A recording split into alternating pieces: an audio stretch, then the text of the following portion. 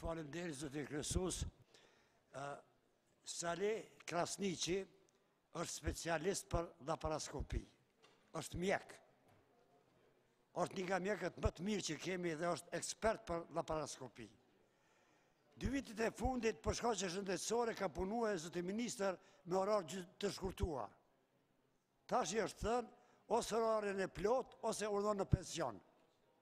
I donë edhe 3 vite për t'i bërë 65 më pensionue.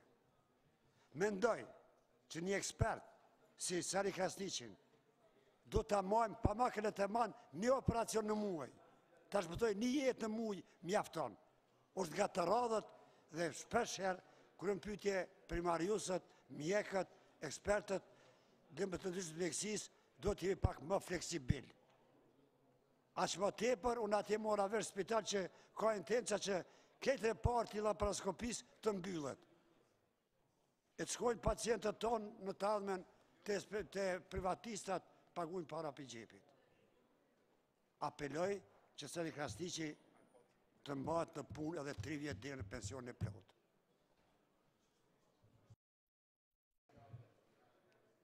Zoti Ministër, keni fjallën? A të ndërprena, po deshe? Ok, Zoti Ministër, keni fjallën?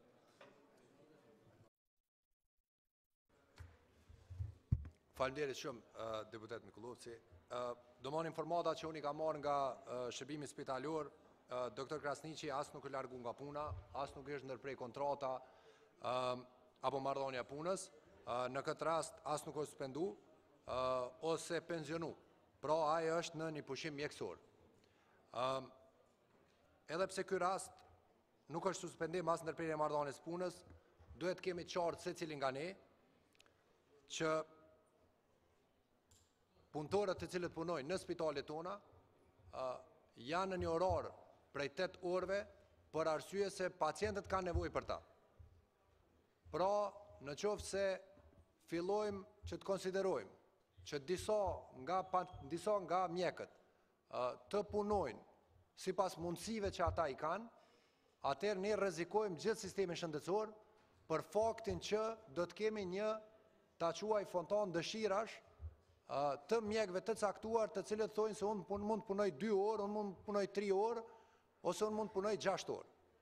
Është e vërtetë se nëse një operacion shpëton jetë, ai mjek është i rëndësishëm, mirë po nëse është në orar të punës 8 orë, e ka mundësinë që të shpëtoj 3 jetë, jo veç një. Dhe mungesa e mjekëve tonë, e sidomos kur dihet që Kosova e ka një numër të vogël të mjekëve për 1000 banor, atëherë secili mjek është e rëndësishme që ta respektojë orarin e vet punës dhe të qëndrojë në punë. Pra po flas në mënyrë të përgjithshme. Në rastin specifikat që e ngritët ju, ashtu siç thash, ai ende nuk ka asnjë lloj shkputje të marrëdhënieve ose gjëra të tillë, pra është një pushim mjekësor.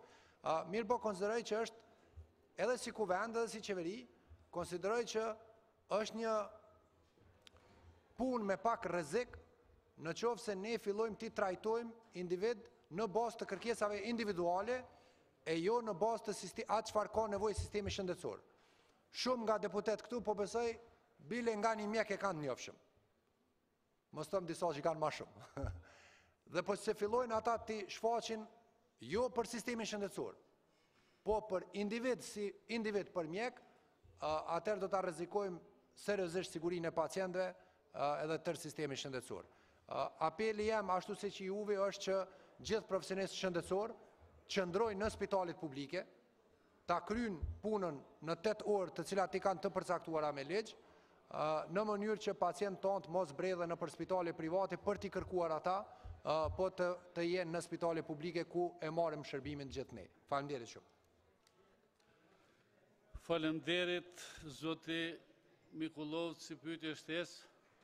Zoti Ministër, unë e pajtona plotësisht, por mos të harrojmë se ka mjek edhe mjek.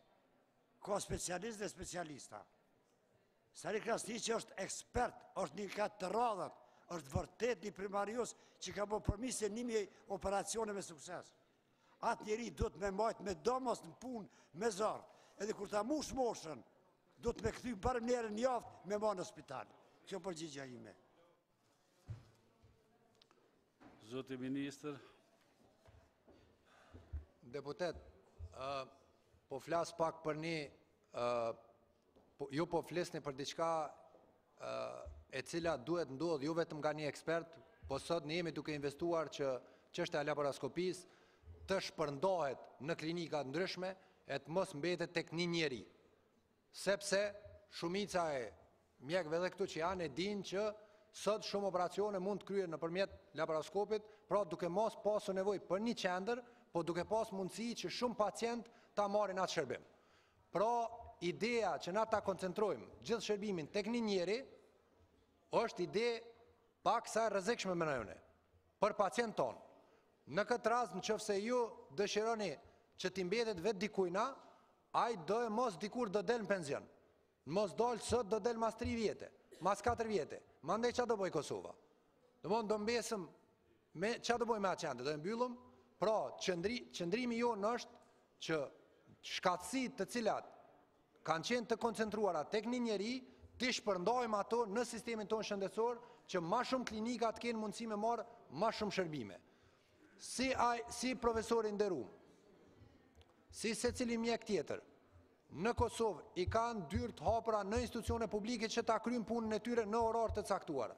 Ata mjek të cilët konsiderojnë se mund vinë në institucione publike me orar të cilët ja përshtatin vetit, po m'vjen keq, po as ligjit e Kosovës nuk lejojnë dhe po besoj që edhe vullneti jonë politik, si qeverisë, ashtu edhe i kuvendit duhet jetë që oraret mos krijojnë sipas qefeve kur do me hy apo kur do me dal, mirë po sipas kërkesave dhe nevojave të qytetarëve të Republikës Kosovës, pacientëve të cilët presin ndoshta me radhë shumë për me mujt me marrë një shërbim. Faleminderit shumë.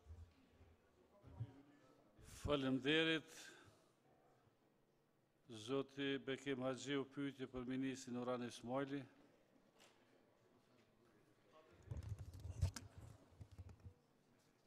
Faleminderit i nderuar kryesues, i nderuar ministër.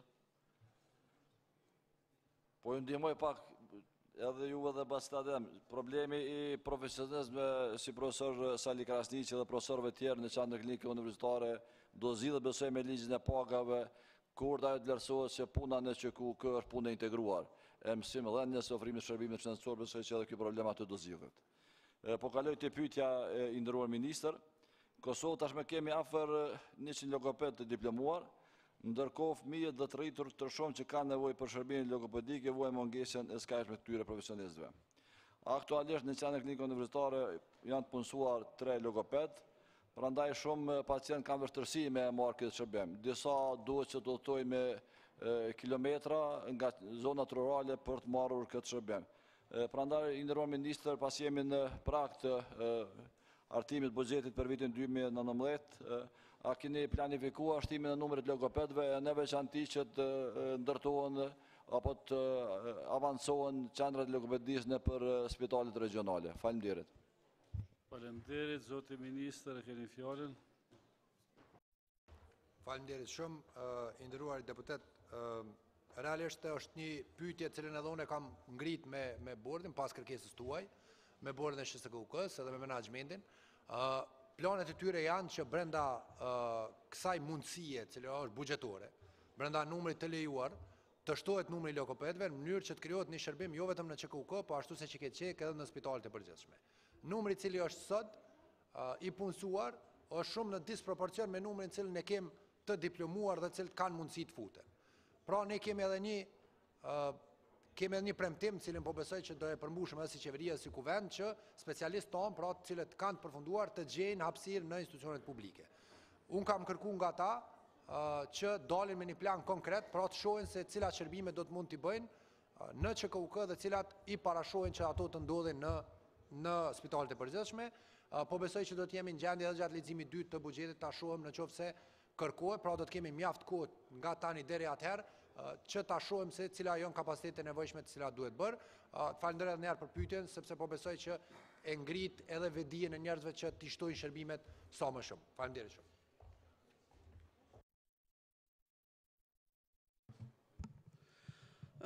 Pyetje shtese ka zoti Bekim Haxhiu. Urnoni.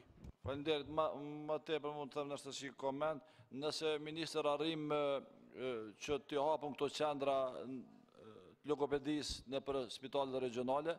Janë qendra që nuk kërkojnë shumë investime, vetëm kërkojnë adaptime të hapësirave aktuale, sepse edhe në shumicën e spitaleve regionale tona ka hapësira të mjaftueshme të cilat janë të pafshëzueshme, nëse arrijnë na me komi adaptu që pacientët mos më ardhin nga Prizreni ose nga Skënderaj ose nga viset nga Kaçaniku këtu, por që atë shërbim ta merr më afër atje, sepse janë qendra të cilat mund adaptohen në hapësirat ekzistuese të spitaleve regionale. Faleminderit. Faleminderit deputet, ministër. Nuk ka nevojë. Faleminderit. Fjalën e ka deputeti Salih Zyba, pyetje për ministrin Zotri Uran Ismajli. Urnoni. Faleminderit kryesuese. Për ministrin është çështja e sigurimeve shëndetësore. Zoti ministër, kemi parashtruar pyetjen edhe me shkrim. Deri ku kemi arritur me sigurimet shëndetësore dhe me sistemin informativ shëndetësor?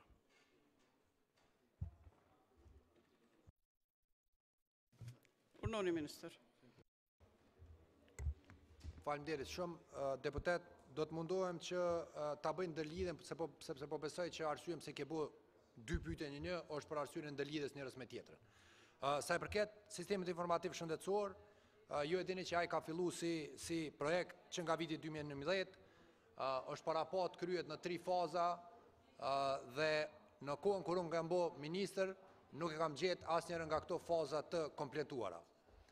Prandaj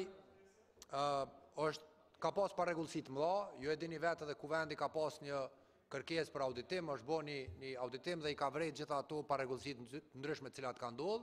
Andaj edhe si projekt, ne kemi arritur që ta përmbyllim fazën e pilot projektit, duke ndalur mundësinë e çfarëdo lloj keqpërdorimi tjetër. E në anën tjetër kemi filluar me organizatën botërore të shëndetësisë ta rivlerësojmë projektin në mënyrë që t'i japim një dinamizëm tjetër dhe një ritëm tjetër e të mos jetë ritmi ai që ka qenë 7 vjeçar. Diçka tjetër është me rëndësi të dihet se në këtë kohë po ashtu edhe kemi filluar edhe me sistem, e kemi ndarë sistemin informativ të fondit. Dhe ky sistem informativ i fondit është tejet me rëndësi nga ato platforma që e lidh fondin e sigurimeve shëndetësore me institucionet publike shëndetësore. Pra është mjeti i cili e mundëson që të kryen transaksionet, pagesat dhe si e tillë është mjeti ndërlidhës. Për sistemin informativ të fondit e kemi dakordu buxhetin me Bankën Botërore, i kemi dakordu edhe termat e referencës dhe do të fillojmë blerjen e atij sistemi gjatë këtij viti. Pra është një proces cilin e kemi nda në mënyrë që t'i krijojmë mundësi sigurimeve shëndetësore të fillojnë më herët se sa që është para po.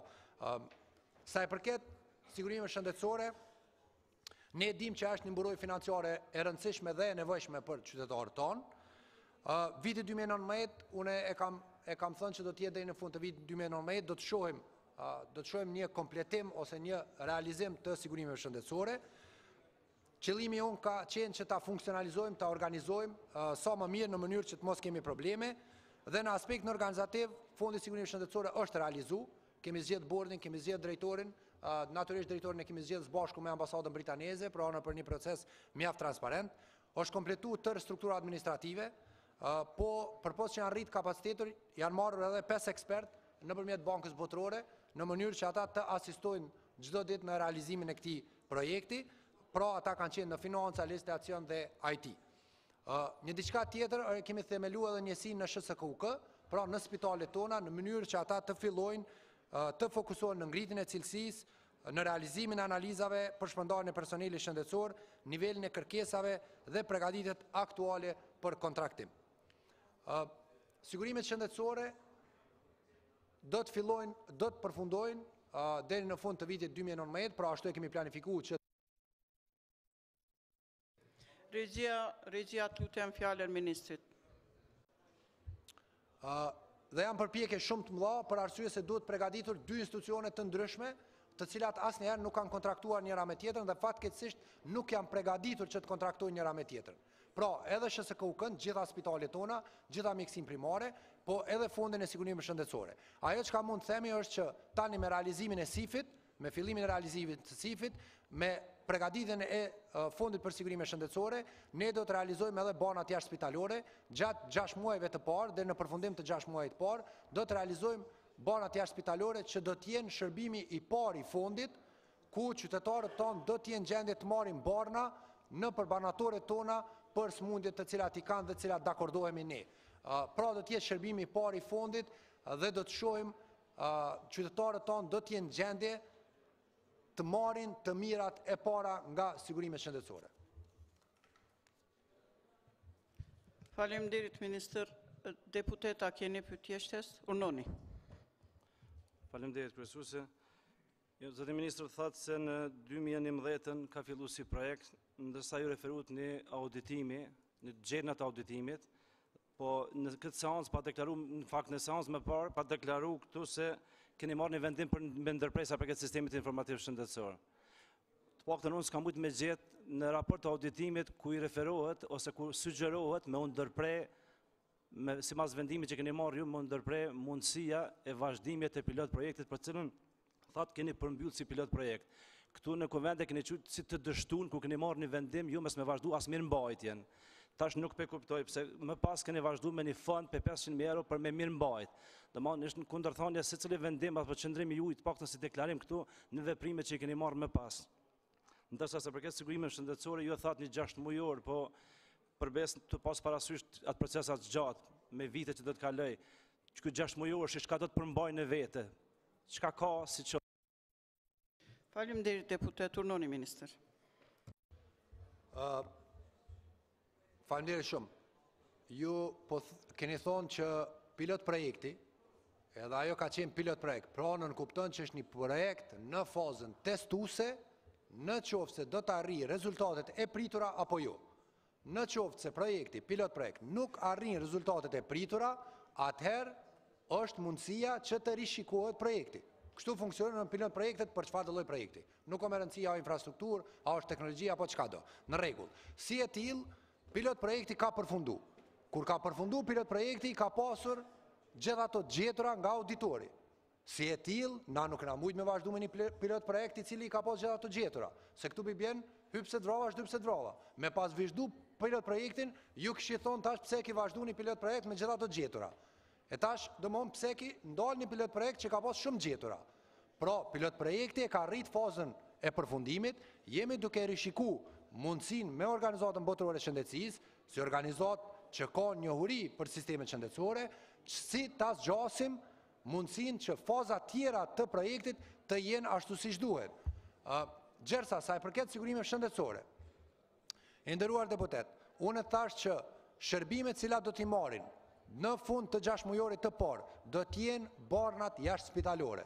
Pra, ekzistojnë smundje të cilat janë sot qytetarët tonë të moshuar, shpeshherë marrin barnat të cilat duhet marrin pra për tension ose për diabet. Pra, smundje të cilat janë të shpeshta dhe të cilat krijojnë çdo ditë shpenzim për qytetarët tonë, është një numër i caktuar i atyre smundjeve të cilat ne do t'i realizojmë nëpërmjet fondit sigurime shëndetësore që t'i marrim pa para qytetarët tonë. Pra, koncepti barnave jashtë spitalore është ky koncept që ta shpjegova tash. Faleminderit shumë. Faleminderit ministër. Fjalën e ka deputeti Ismajl Kurteshi, pyetje për ministrin Kujtim Gashi. Urnoni. Faleminderit. Nderuar ministër Gashi, një pjesë e trashëgëmisë lëvizshme kulturore me vlera të pakompenzueshme për vendin tonë janë plaskitur nga shteti i Serbisë në vitin 1998-1999. Bëhet fjalë për 667 artefakte arkeologjike dhe 571 artefakte etnologjike që janë të vendosura në galerinë e Akademisë së Shkencave të Serbisë, në Muzeun e Beogradit, në Muzeun e Novi Sadit dhe Muzeun e Suboticës. Sipas një marrëveshje të arritur në mes të dy vendeve, këto artefakte të plaskitura duhet të ktheheshin për 120 ditë, tani kanë kaluar nga kjo marrëveshje shumë vite dhe asgjë nuk ka ndodhur, deri tash është kthyer vetëm hynesha në front. Zoti ministër, a ka kërkuar Ministria Kulturës, Rinisë dhe Sportit nga Beogradi zyrtar që t'i kthej artefaktet e plaskitura? Faleminderit deputet, urnoni ministër. Kujtim Gashi e ka fjalën. Faleminderit të nderuar deputet, të nderuar kryesuese e Kuvendit, të nderuar dhe të respektuar kolegë ministra. Çështja e kthimit të eksponateve, 677 eksponate arkeologjike dhe 571 eksponate etnologjike gjatë periudhës së vitit 2011-2012 kanë qenë temë e bisedime në kuadër të dialogut teknik. Çështjet e adresuar në këtë kuadër kanë qenë mesavian. Kthimi i eksponateve arkeologjike dhe etnologjike të Muzeut Kosovës në ne. Në 2 konsolidime dhe kompenzimi i dëmeve të luftës të shkaktuara në trashëgimi gjatë luftës 1998-99. 3. Kthimi i dokumentacionit për monumentet e trashëgimisë kulturore, dokumentacion i Institutit Kosovës për mbrojtjen e monumenteve. 4. Kthimi i koleksionit arkivor i Arkivit të Kosovës. 5. Qasja publike dhe profesionale në vendet e trashëgimisë kulturore. Ministria e Kulturës, Rinisë dhe Sportit ka pasur ekipin që ka marrë pjesë në takim. Është bërë vetëm një takim i këtij niveli dhe është përfaqësuar nga Departamenti i Trashëgimisë Kulturore dhe nga një ekspert i jashtëm. Në këtë takim janë prezantuar temat e lashënuara si një platformë. Gjitha temat janë të shoqëruara me informacione dhe dokumentacion, kurse në rastin e eksponateve arkeologjike dhe etnologjike posedohet dokumentacion i reversit, pra i librit të kthimit, i cili përshkruan numrin e eksponateve, numrin e inventarit dhe përshkrimin. Këto eksponate dhe gjithnjë sipas dokumentacionit të reversit janë marrur me qëllim të ekspozimit. Gjatë kësaj periudhe dialogu teknik është kryesuar nga zonja Edita Tahiri dhe të gjitha çështjet dhe kërkesa e Ministrisë Kulturës, Rinisë dhe Sportit është adresuar me kohë sa i përket kësaj çështje shumë të rëndësishme për trashëgiminë kulturore të Kosovës. Faleminderit ministër. Deputet, pyetje e shtesa e keni? Unoni, Ismajl Kurteshi e ka fjalën. Zoti ministër, ne dim që Serbia nuk po i respekton marrëveshjet. Mirë po, po i njoftoni ju institucionet ndërkombëtare për këto shkelje, edhe pse edhe ato e dinë, sepse Serbia vazhdimisht po plason të pavërteta. Para një 2 javë në Bruksel, në lidhje me trashëgiminë kulturore, përfaqësuesja e Serbisë nga 5 minuta që ka pas një fjalim, 4 minuta ka folë për gjoja shkatrimin e trashëgimisë kulturore sërbe në Kosovë. Nuk jam i sigurt që edhe na jemi aq aktiv që s'paku ta flasim të vërtetën, ne ta dim botat që ata s'po e përmban kësaj marrëveshje, po ashtu t'i kërkojmë prapë nga Beogradi vazhdimisht derisa t'i kthejmë eksponatet që ata i kanë plashkitur nga vendi jonë. Faleminderit. Unoni ministër. Faleminderit zotë deputet Kurteshi, sa i përket çështjes se sa e ngrisim ne, ju garantoj se çdo takim që kemi edhe me diplomat huaj, po edhe takimet ndryshme, ne vazhdimisht e diskutojmë si breng edhe Ministrisë Kulturës, por besoj fuqishëm që kjo çështje natyrisht do të adresohet edhe nga ambasadorët tonë që janë nëpër ambasadat edhe në Evropë edhe përtej saj, po të njëjtën kohë jam shumë i bindur që këtë çështje do ta adreson edhe Ministria e Jashtme si një mekanizëm shumë i rëndësishëm i qeverisë Kosovës, i cili natyrisht ka dhe takime të shumta. Po t'jeni të sigurt nga çdo takim dhe çdo shkëmbim të informata ne me theks të veçantë i kushtojmë kësaj çështje sepse është edhe brengë jona si ministri, por natyrisht këto artefakte të shumta që janë në Serbi duhet gjithsesi t'i kthehen Kosovës. Ne jemi në prag që edhe ekipin e ri, kurdo që formohet, ta informojmë dhe kjo çështje të adresohet edhe në takimet edhe në bisedimet e radhës, sepse si ministri dhe si qeveri jemi të interesuar që sa më parë sa më shpejt gjitha artefaktet t'i kthejmë në Kosovë. Faleminderit ministër. Fjalën e ka deputeti Ismajl Kurteshi. Pyetje për ministrin zotri Shoqëri Bytyqi. Unoni. Faleminderit, zoti ministër. Në qendrën korrektuese në Lipjan gjendet një numër i konsiderueshëm i të miturve që vuajnë dënimin bazuar në ligj. Ministria e Arsimit është e obliguar sipas ligjit ju siguroj atyre vijimin e shkollimit brenda qendrës korrektuese. Po ashtu shteti ka obligim të ndikojë edhe në risocializimin dhe aftësimin profesional të të rriturve që gjenden në burgjet e Kosovës. Zoti ministër, në nëntor të këtij viti, avokati i popullit përmes një shkrese që është drejtuar institucioneve, e një kopje ja u ka dërguar edhe juve, një kopje edhe Komisionit për Arsim, ka shfaq shqetësimin e tij për mos përmbushjen e obligimeve ligjore të moshtit në lidhje me shkollimin e të miturve në këtë qendër. Zoti Ministër, së është gjendja në këtë qendër korrektuese, a keni vizituar ju ndonjëherë atë dhe çka po ndërmerr Ministria e Arsimit në shkollimin dhe aftësimin profesional të kategorive të lartë përmendura?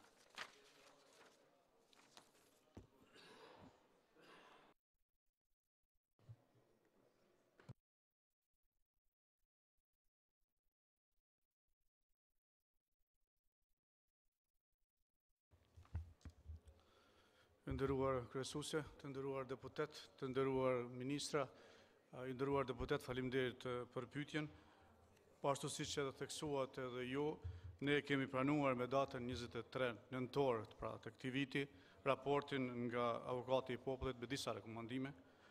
Ajo çka ne jemi duke analizuar si ministri dhe çka kërkojmë edhe sqarime nga avokati i popullit sepse kemi ngatrimet e termeve, flitet për edukimin e të miturve, ndërsa në shembujt të cilët janë në raport flasëm për arsimin e lartë, por duhet të qartësohemi është fjala për arsimin e lartë, për sigurimin e edukimit në arsimin e lartë apo për sigurimin e edukimit për të mitur.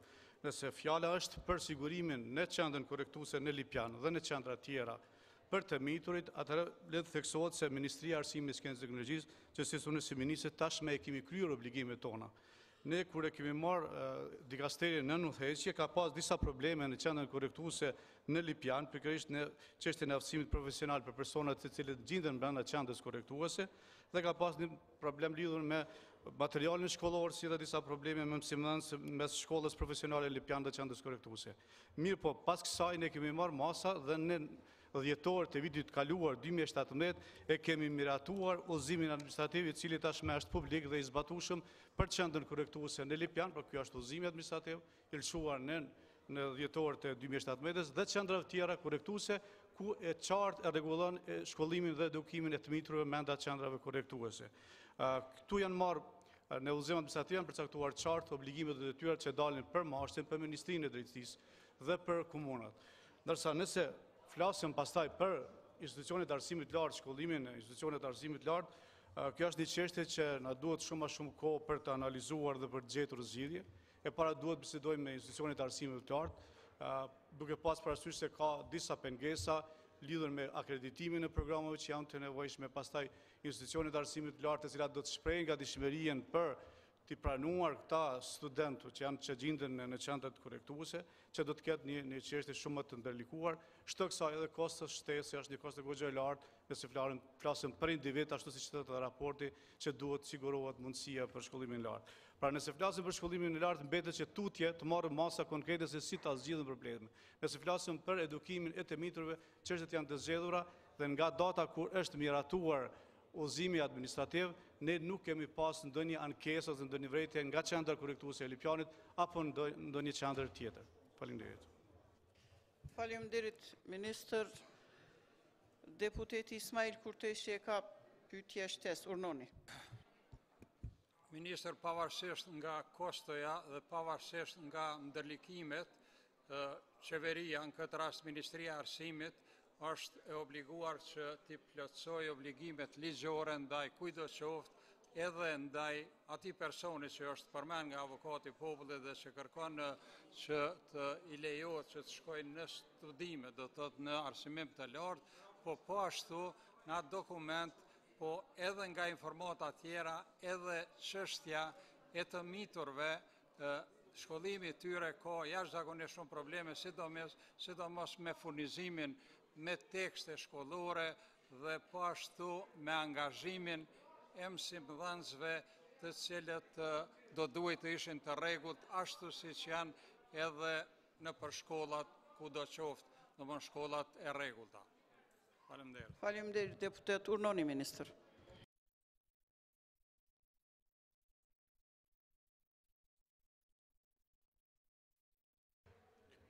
Të nderuar deputet, nëse është nevojë ta qartësoj edhe një herë, nga momenti kur është aprovuar udhëzimi administrativ, ne nuk kemi marrë ndonjë vërejtje nga ndonjë qendër korrektuese lidhur me problemin e edukimit brenda qendrave për të miturit. Ndërsa pajtona plotësisht se tutje ne duhet të bëjmë zgjidhje edhe për edukimin dhe shkollimin e arsimit të lartë për personat të cilët gjenden në qendrat korrektuese. Mirë po, konsideroj që primare ka qenë që të zgjidhet problemi për të miturit që gjenden brenda qendrave korrektuese, e cilat kanë pas probleme në të kaluarën. Konsideroj që kjo çështje tashmë është e zgjidhur, na mbetet që me hapa të tjerë të bëjmë dhe të gjejmë zgjidhje edhe për shkollimin e lartë të tyre. Faleminderit ministër. Fjalën e ka deputetja Mejide Mjaku Topalli. Pyetje për ministrin zotri Skender Reqica. Faleminderit. Deputete, ministri nuk është këtu. Ministri nuk është këtu, unë Urnoni, do të paraqes urnoni. vetëm çështjen, pyetjen do ta parashtroj në moment që do ta kemi ministrin këtu. Faleminderit nën kryetare, të nderuar koleg deputet.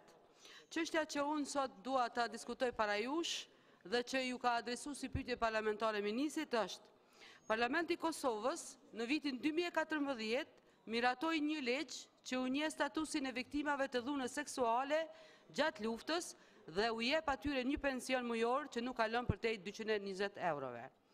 Në fund të muajit prill, qeveria themeloi komisionin për verifikim dhe njohje të statusit të viktimës së dhunës, duke kryer procedurat nënligjore që mundsojnë nisjen e procesit. Ligji parasheh që të mbijetuarat e dhunimit mund të aplikojnë për statusin me shkrim, pa pasur nevojë që ta dëshmojnë me prani fizike atë që kanë përjetuar. Të mbijetuarat nuk janë të obliguara, por mund të paraqesin dëshmi mjekësore ose policore si provë të dhunimit. Kohëve të fundit kemi si informat që disa kërkesa janë refuzuar, ndërsa gjithashtu të drejtën e shqyrtimit të kësaj ankese e ka prap po i njëjti komision i cili e ka refuzuar. Ndërsa problemi tjetër është që është evidentuar kohëve të fundit është çështja e shqyrtimit të aplikacioneve, për arsye se anëtarët e komisionit për verifikim kanë edhe obligime tjera. Kështu që pyetjen do ta parashtroj në moment që do ta kemi edhe ministrin këtu prezant. Faleminderit deputete. Fjalën e ka deputeti Bekim Haxhiu. Pyetje për ministrin zotri Shoqëri Ytyçi. Urnoni deputet. Faleminderit e nderuar kryesuese, i nderuar ministër. Sipas ligjit numër 04 L032 për arsimin parauniversitar në Republikën e Kosovës, në endit 15, vishmëria në shkollë, pika 5, për të promovuar vimin ose zvogluar braktisjen e shkollës, komuna organizon transport sigurt dhe efikas për nxënësit në shkollim të detyruar. Komuna mund të kërkojë pagesë, por edhe mund të bëj falas transportin shkollor. Sipas këtij neni, nxënësit që jetojnë në zonën e mbolimit, por që janë në distancë prej 4 km nga shkolla, përveç nxënësve me aftësi të kufizuar, për cilën ministria dhe komunat kanë obligim që të sigurojnë transport dhe vjeshmërinë në shkollë, është obliguar të sigurojë transport. Pyetja e nderuar ministër është pasi që edhe kemi parë edhe shumë emisione dhe shqetësime qytetarëve sa i përket rrezikshmërisë fëmijëve gjatë vjeshmërisë tyre në shkollë. Pyetja është, a keni planifikuar që me anë të udhëzimeve administrative, por edhe me anë të buxhetit që distancën prej 4 km të vjeshmërisë shkollë ta zvoglonin në një distancë prej 2.5, dhe që kjo pastaj në bashkëpunim me komunat të sigurohet transporti i vjeshmërisë në shkollë që të zvoglojmë do të thotë numrin e nxënësve të cilët braktisin në shkollë, sepse disa prej tyre edhe për shkak kushteve të jetesës, disa për shkak distancës madhe nuk arrin edhe të sigurojnë transportin, por edhe nuk mund të udhtojnë për shkak se disa jetojnë në zona rurale ku edhe shpeshherë rrezikohen nga egërsirat ose nga qenet e ndacak. Faleminderit. Faleminderit deputet. Urnoni ministër.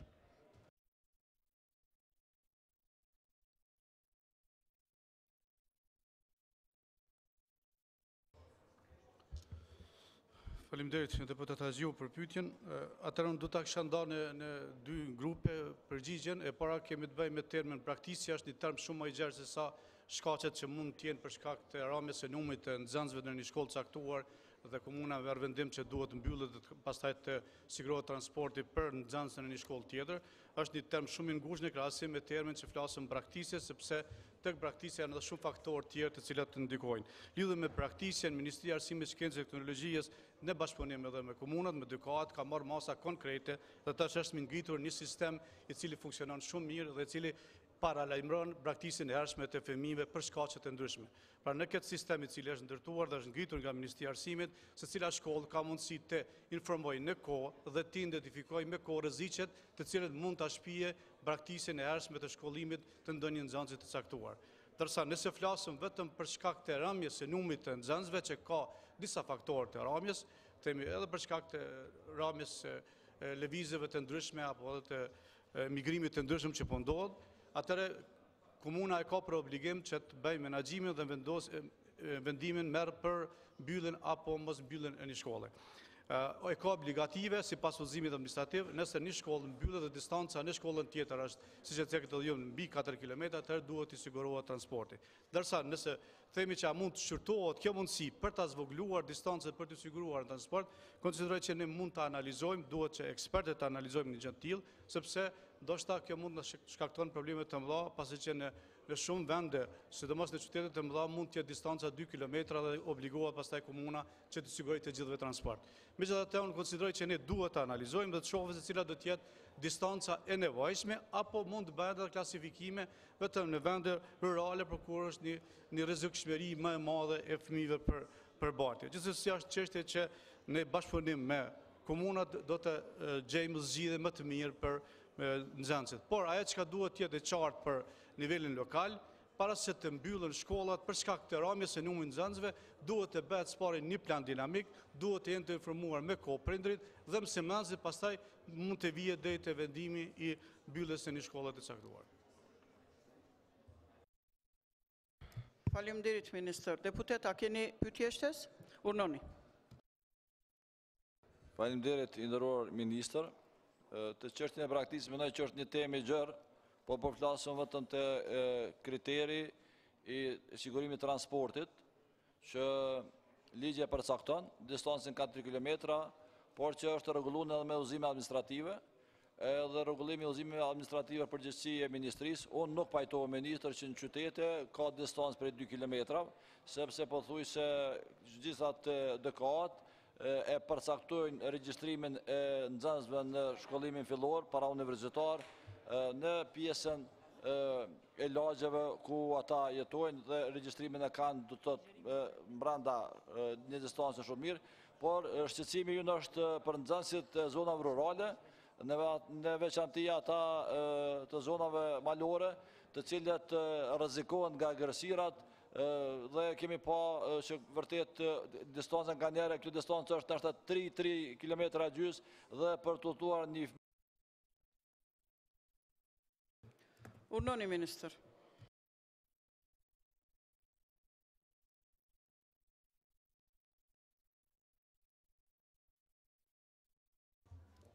Ndërsa deputet, siç e theksova, jam dakord që ne duhet ta shqyrtojmë, por nuk mund të themi që mund të marrëm mendim të menjëhershëm, sepse e para duhet të sigurojmë për gjithë nxënësit në mënyrë të barabartë transport, pastaj duhet të shohim se sa është kjo kosto shtesë që mund të ngarkojë dykat, sepse thjesht është të marrëm një vendim të vullnetit mirë, por duhet të parë mundësinë se sa do të kenë mundësi pastaj dykat apo komuna ta zbatojnë një udhëzim i cili mund ta shkurtojë distancën. Gjithsesi mbetet njerëz të profesional që ta analizojnë dhe të shohim se sa është e mundur shkurtimi i kësaj distance.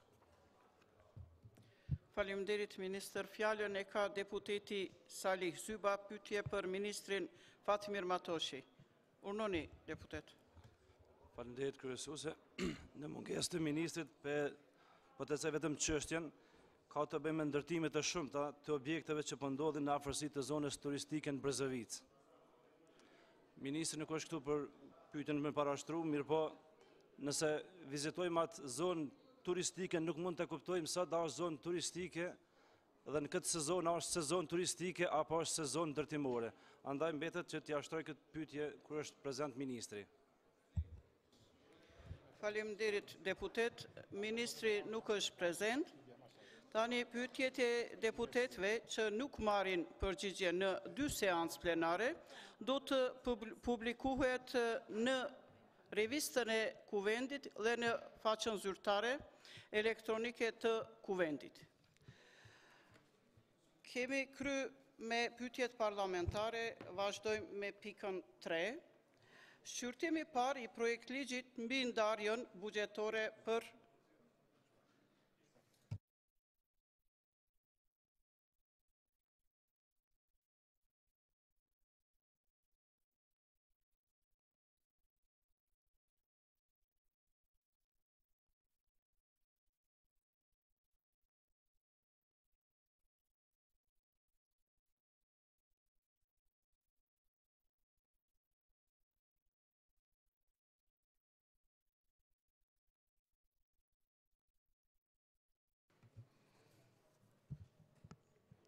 Faleminderit sekretar.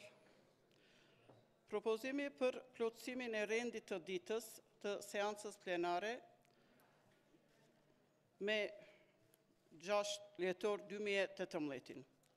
Të nderuar deputet, Komisioni Funksional për Buxhet dhe Financa në bazë të nenit 42, paragrafi 2 të rregullorës së Kuvendit, ka bërë propozim me shkrim për plotësimin e rendit të ditës të seancës plenare. Ftoj kryetarin e Komisionit Funksional për Buxhet dhe Financa, Zotri Lumir Abdigjiku, që të paraqet propozimin. Urnoni kryetar. Faleminderit, të nderuara kryesuese, të nderuar kolegë deputet, si Komision për Buxhet dhe Financa, ne kemi një propozim për plotësimin e rendit të ditës të seancës së sotme plenare.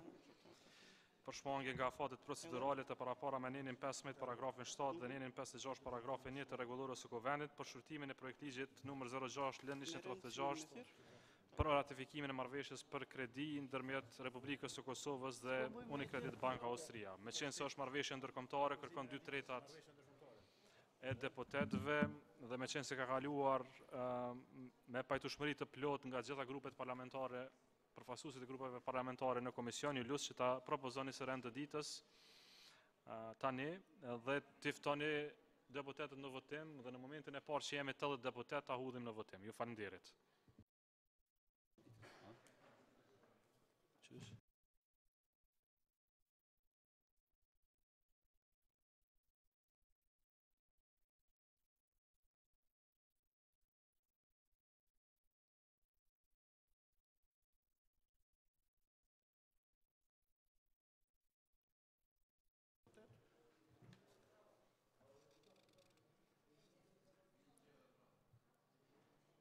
Atëherë,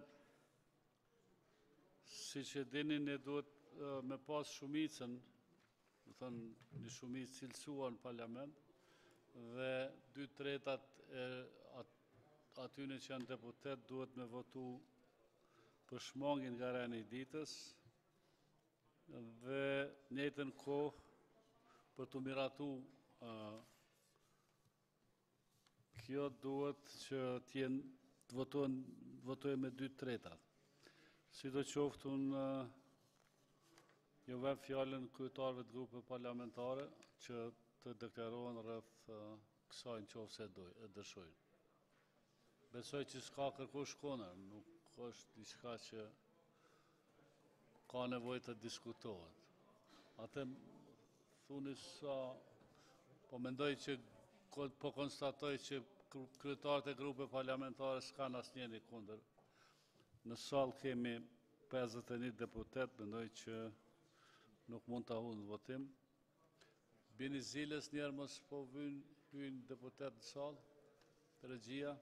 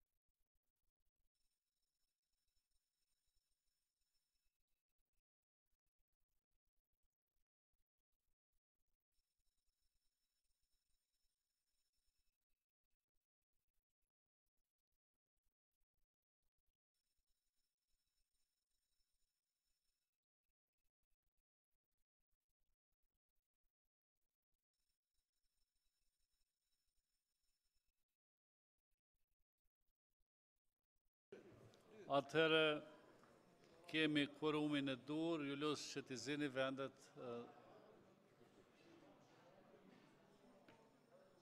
Ju lutem deputetët që të mos dalin nga salla.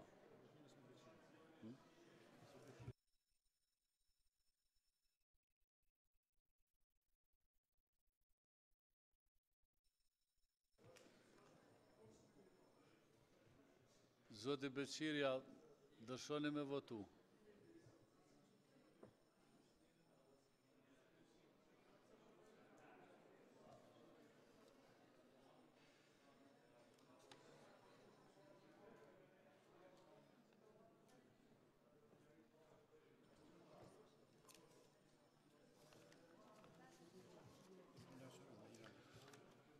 Atëherë kemi në salë 64 deputet,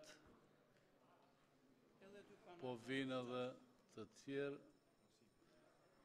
Si që njoftova, na duhen 2/3 e të pranishmeve për ta futur në rendin e ditës, pastaj kur të kemi 80 deputet, kur do ne e fusim votim.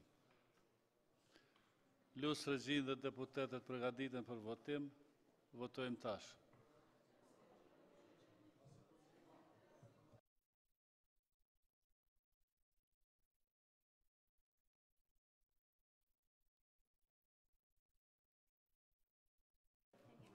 Faleminderit, kanë votuar 68 deputet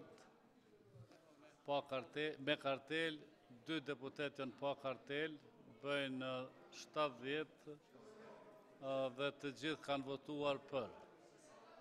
Konstatoj që kuvendi e miratoi kërkesën për shmangjen nga rendi i ditës, për ta plotësuar rendin e ditës me pikën e propozuar, dhe në momentin që të kemi kvorumin e duhur, ne do ta qesim në votim. Faleminderit. Tani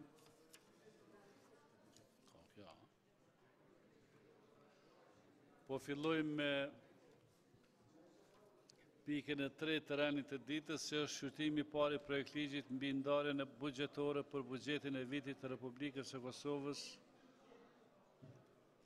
për vitin 2019. Komisioni Funksional për Buxhet dhe Financa ka shqyrtuar projektligjin dhe kuvendi ka rekomanduar për miratim. Ftoj Ministrin e Financave, zotin Bedri Hamza, që të paraqesë dhe arsyetojë projektligjin. Zoti Hamza, ne ki fjalën.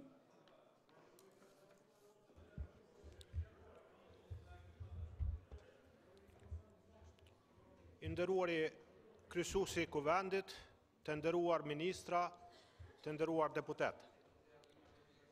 Lejoni që para jush të prezentoj buxhetin e vitit 2019, si dhe vlerësimet për 2 vitet vijuse.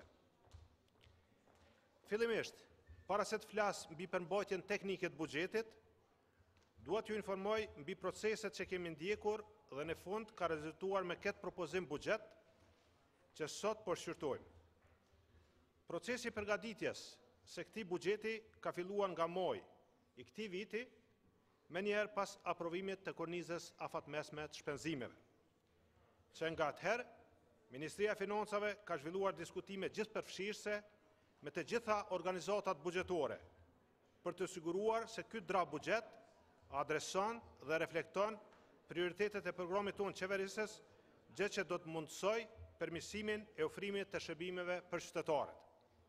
Natyrisht, se ne do të donim të bënim më shumë, por si që dim, mundësit për financim janë të kufizuara dhe na duhet veprojmë brenda këtyre mundësive ashtu si që është parapor me ligjin për menaxhimin e financave publike dhe përgjegjësitë.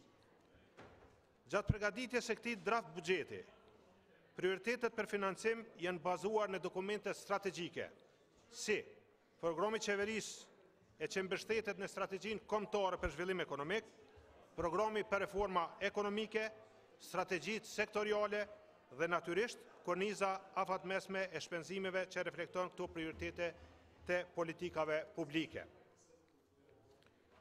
Projekcionet makrofiskale për vitin 2019-2021. Duke qenë se buxheti dhe përgatitja e tij është ngushtë e lidhur me ecuritë e përgjithshme ekonomike, fiskale, financiare, do të doja që në formë të përmbledhur t'ju informojmë mbi projekcionet ekonomike të Ministrisë së Financave për periudhën afatmesme. Rritja ekonomike e vendit për vitin 2019 e motor përmes rritjes së bruto prodhimit vendor pritet të jetë 4.7% në terma real, ndërsa në ata nominal pritet të jetë 5.4%. në kontekstin e periudhës afatmesme, rritja reale pritet jetë edhe pak më e lartë. Kjo rritje projektuar pritet të mbështetet mbi të gjitha, nga niveli i rritur i investimeve private dhe publike, konsumit dhe rritja e eksporteve. Publikimet e fundit nga gestioni statistikave flasin për një performancë të mirë të ekonomisë sonë në vitin 2017 dhe në pjesën e parë të këtij viti.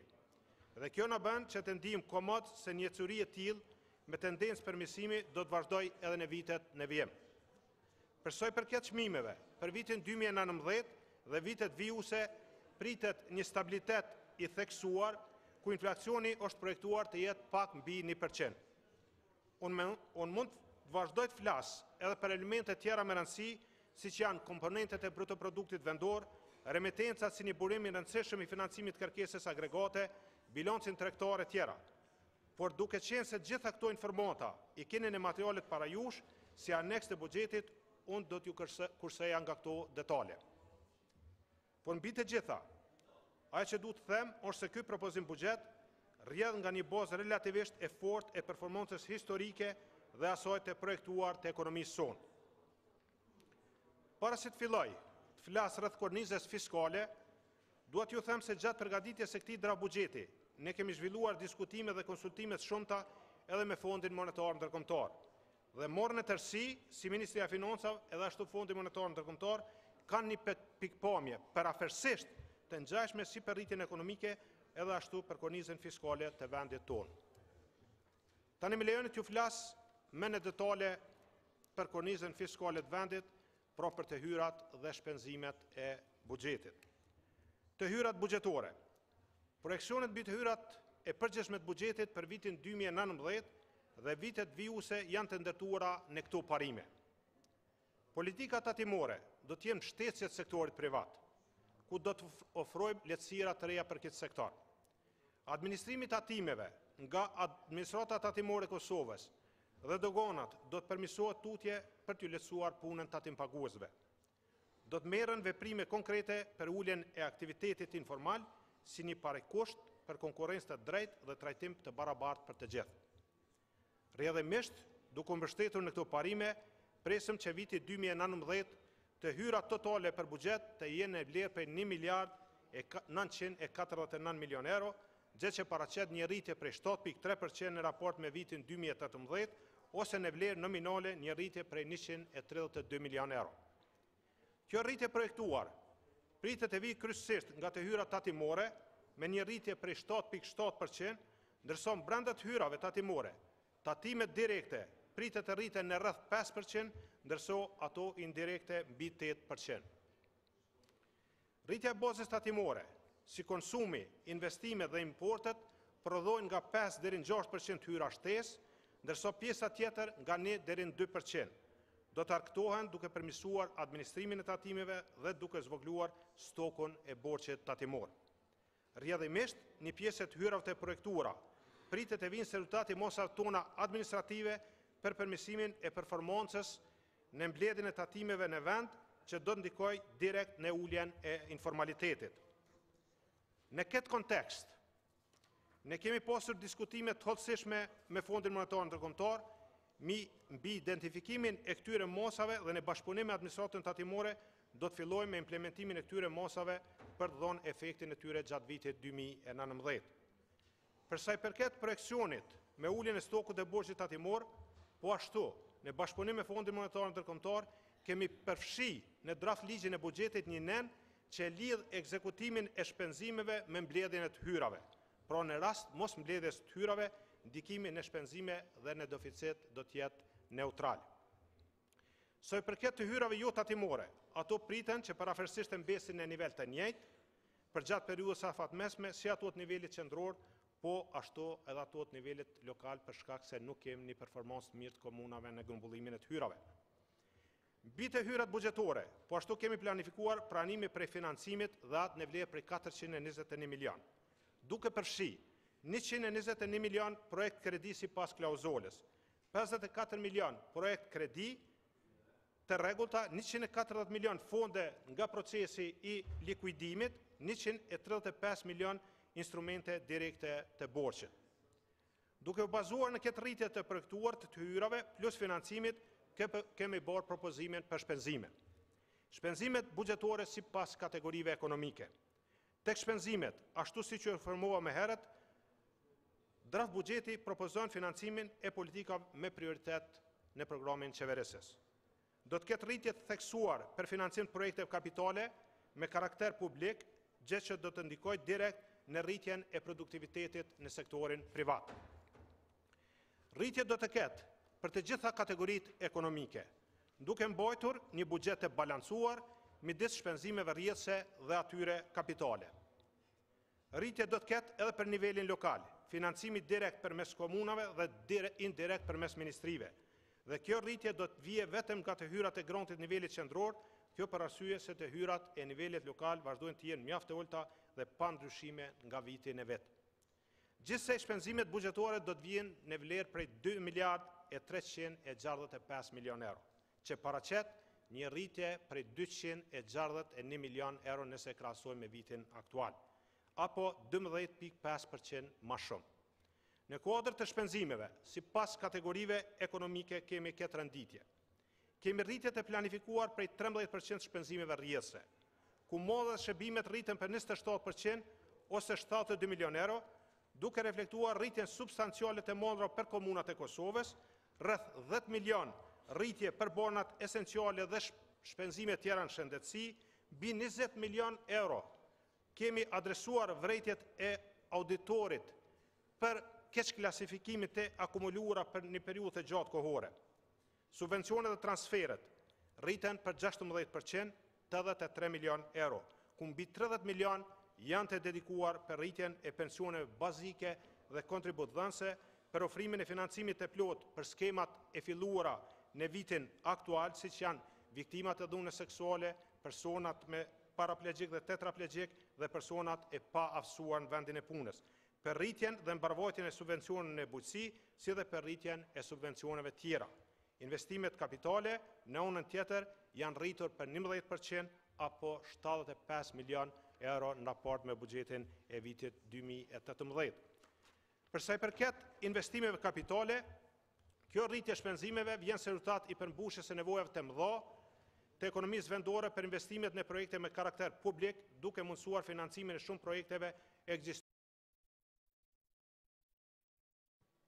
Regjia vazhdoja në fjalën, ministër. Pjesë e rëndësishme e investimeve kapitale mbeten projektet si fillimi i autostradës Kiev-Zahaq dhe rrugës Dot-Gjakov, financimi shtesë për autostradën Prishtinë-Gjilan, për çka veç kanë filluar punimet, vazhdimin e projektit rrugës Prishtinë-Mitrovic, fillimin e rehabilitimit të tërësishëm të linjes hekurudhore Honi-Elezit-Fush Kosovë, stadiumi kombëtar, ndërtimin e shkollave dhe laboratorëve të rinj, rehabilitimin dhe zgjerimin e infrastrukturës spitalore dhe investimet e tjera për përmirësimin e infrastrukturës regionale, lokale, infrastrukturës sportive dhe arsimore, rrjetit të ujit dhe të kanalizimit. Kemi ofruar rritje për financimin lokal ku granti përgjithshëm është rritur për 7.1 milion euro, apo në tërësi më rrinë 181 milion. Për shëndetësi 4.9 milion, për arsim 14.7 milion, është financuar për herë të parë edhe ligji për Kryshtetin, ligji për Prishtinën dhe ligji për Obiliqin. Shpenzimet buxhetore sipas sektorëve. Në kontekstin e propozim buxhetit sipas sektorëve, përmes programit qeverisë, kemi vendosur prioritetet kryesore të cilat kanë shërbyer si udhërrefys në shpërndarjen e buxhetit. Në këto prioritete përfshihen sundimi i ligjit, arsimi, për kujdesja shëndetësore, zhvillimi qëndrueshëm ekonomik, qeverisja e mirë dhe kohezioni social. Institucionet përgjegjëse për sektorin e sundimit të ligjit dhe mbrojtjen morrin mbështetje të shtuar financiare prej 6% krahasuar me buxhetin e vitit 2018, duke të kaluar për herë të parë shumën prej 200 milion euro. Në krahasim me shpenzimet e vitit 2017, kemi vënë në dispozicion fonde për këto institucione në vlerë 30 milion euro apo 17% më shumë.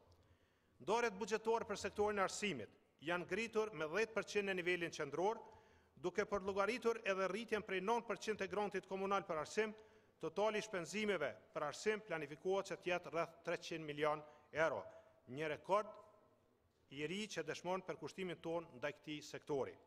Në krahasim me shpenzimet në vitin 2017, kemi vënë në dispozicion 54 milion shtesë apo 23% ma shumë vit me vit. Për sektorin e shëndetësisë, Ministria e Shëndetësisë dhe Shërbimi Spitalor Universitar, ndoret buxhetore propozohen të rriten me 18% në nivelin qendror. Veç kësaj, rritja dhe grantit komunal për shëndetësinë primare është në nivel prej 10%. Buxheti i vitit 2019 parasheh gjithsej financim për shëndetësinë në rreth 234 milion euro. Ndarjet për bonat esenciale janë rritur 20.3% krahasuar me vitin paraprak. Shpenzimet kapitale për këtë sektor janë rritur 51% nga 24.8 milion në 37.6 milion euro. Në këtë sektor kemi rritje prej 31% krahasuar me shpenzimin e vitit 2017 apo 55 milion më tepër. Përmes projekteve të reja, kemi rritur dukshëm financimin e aktiviteteve tona për mbështetjen e zhvillimit ekonomik, duke rritur shpenzimet kapitale me 11% në krahasim me buxhetin e vitit 2018, apo 64.5% më shumë se shpenzimin e vitin 2017, rreth 300 milion më shumë. Nga kjo rritje, 295 milion euro financuar nga marrëveshjet e nënshkruar për kredi dhe nga mjetet e likuidimit. Për qeverisjen e mirë dhe punë të jashtëm, total financimi për këta dy sektorë është rritur për 14.8%, duke arritur vlerën e 123 milion euro në krahasim me vitin 2018. Në fund, për të garantuar se rritja ekonomike është gjithëpërfshirëse dhe forcon kohezionin dhe zhvillimin social, buxheti është rritur dukshëm për sektorin e punësimit dhe çështjeve sociale, si dhe atë të kulturës. Për këta dy sektorë, gjithsej financimi planifikuar buxhetor është rritur për 13.7%, nga 453.8 milion në 515.9 milion euro. Kohezioni social, rritja e pensioneve. Krahas financimit e prioritete për zhvillim ekonomik, edukim, shëndetësi, jemi kujdesur që buxheti i vitit 2019 të ofrojë mbështetje për kohezion social, duke adresuar nevojat e shtresave më me nevojë. Me buxhetin e vitit 2018, për herë të parë kemi siguruar financim për 4 skema të reja: pensionet për invaliditetin punë, pensionet familjare, mbështetjen për shtetarët me paraplegji dhe tetraplegji, si dhe mbështetjen për viktimat e dhunës seksuale. Po ashtu, kemi rritur ndihmën sociale apo asistencën për familjet në nevojë për 20%.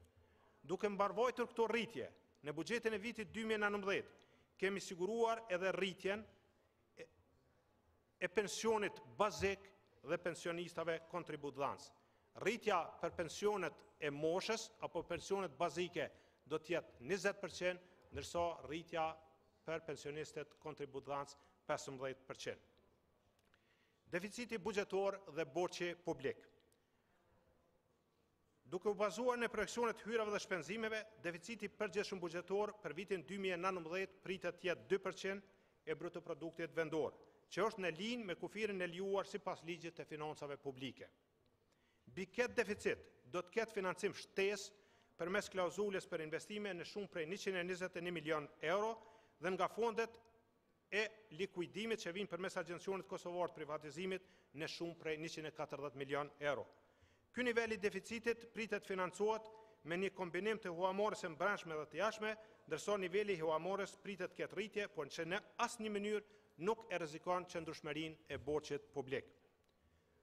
Në përmbyllje, më lejoni përmbyll duke theksuar se ky propozim buxhet ofron më të mirën për qytetarët dhe ekonominë tonë, duke pasur parasysh kufizimet që na imponohen nga shumë faktorë të brendshëm dhe faktorë të jashtëm.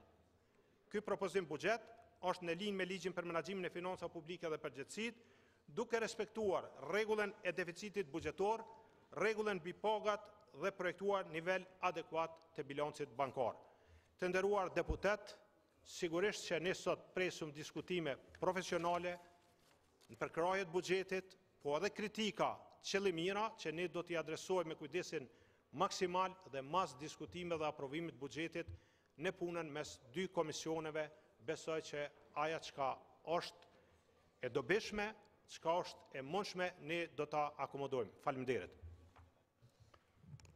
Faleminderit, zoti Ministër. Ftoj tani kryetarin e Komisionit Funksional për Buxhet dhe Financa, zotin Abdigjiku, për arsyetimin e raportit. Kush? Safetja. Në rregull, atë zonja Adërgjonaj. Po të paraqit më tregoni që ne kemi. Faleminderit nën kryetar, të nderuar ministra, të nderuar kolegë deputet. Komisioni për Buxhet dhe Financa ka shqyrtuar projektligjin për buxhetin dhe i ka rekomanduar Kuvendit për miratim. Projektligji për buxhetin e Republikës së Kosovës për vitin 2019 është proceduar në Kuvend në pajtim me ligjin për menaxhimin e financave publike dhe përgjegjësive.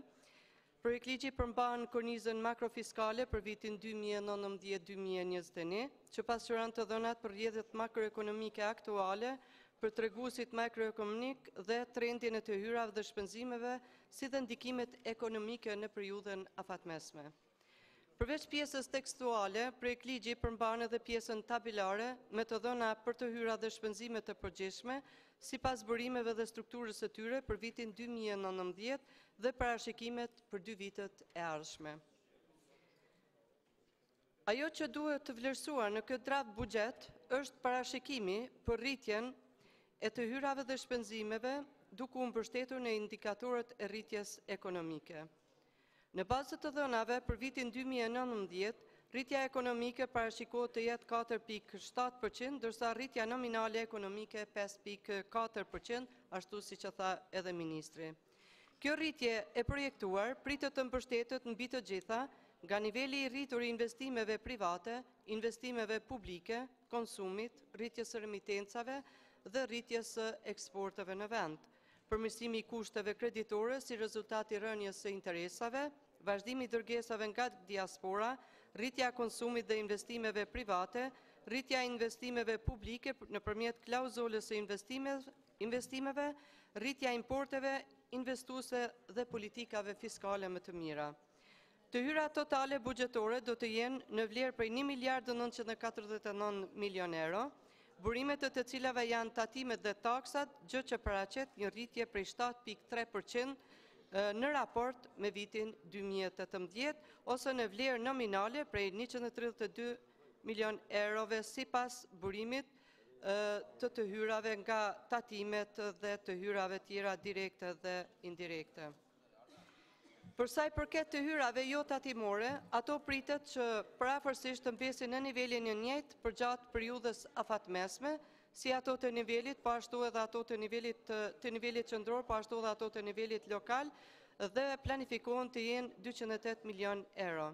Mbi të hyrat e rregullta janë planifikuar dhe të hyrat nga klauzula e investimeve, në shumë prej 121 milion euro, 54 milion euro kredit të rregullta dhe 140 milion euro nga fondet e likuidimit të Agjencionit Kosovar të privatizimit në pajtueshmëri me ligjet në fuqi.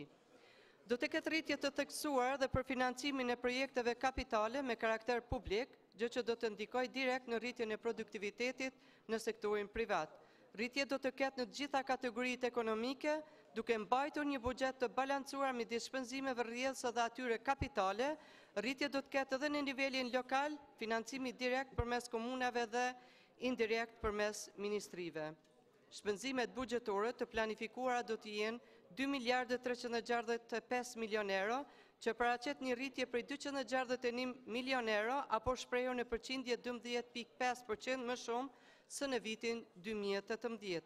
Në kuadër të shpenzimeve, sipas kategorive ekonomike, për paga dhe meditje janë planifikuar 616 milion euro, për mallar dhe shërbime 337 milion euro, apo 27% më shumë se në këtë vit, ku parashihen edhe 10 milion euro për barnat esenciale, subvencionet dhe transferet, 609 milion euro, apo 16% më shumë se në buxhetin paraprak, ku parashihet buxheti për të gjitha kategoritë e përfituesve në bazë të ligjeve të veçanta, si për personat paraplegjik dhe tetraplegjik, viktimat e dhunës seksuale, si kurse shpenzimet kapitale prej 770 milion euro paraqesin në rritje prej 11% apo 75 milion euro më shumë në shumë monetare.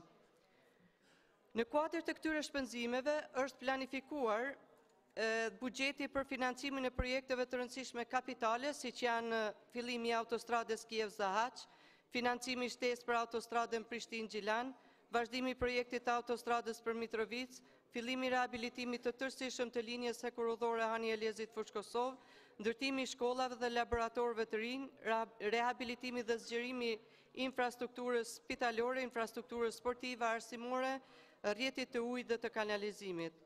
Projekt buxheti përmban edhe ndarjet për financimin e komunave në përputhje me ligjin për financat e pushtetit lokal dhe si rezultat granti i përgjithshëm është rritur për 7.1 milion euro dhe ka rritur shumën i 181 milion euro. Granti për shëndetësi ka rritje 4.9 milion euro dhe në total është 53 milion euro, ndërsa granti për arsim është 14.7 milion euro.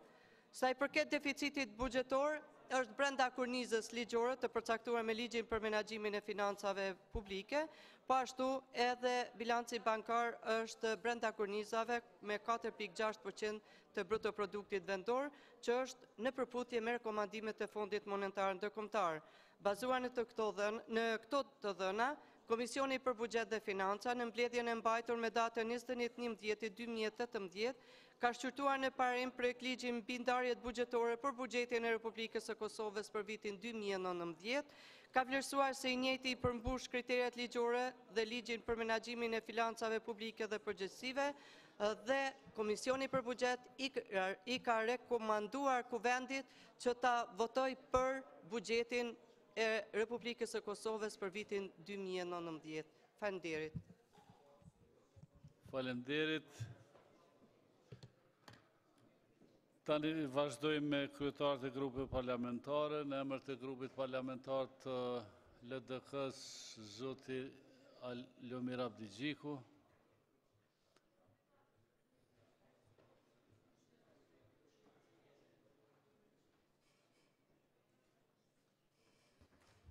Faleminderit kryesues të nderuar, kabinet qeveritar, kolegë deputet, zonja dhe zotrinj, qytetarë të Republikës.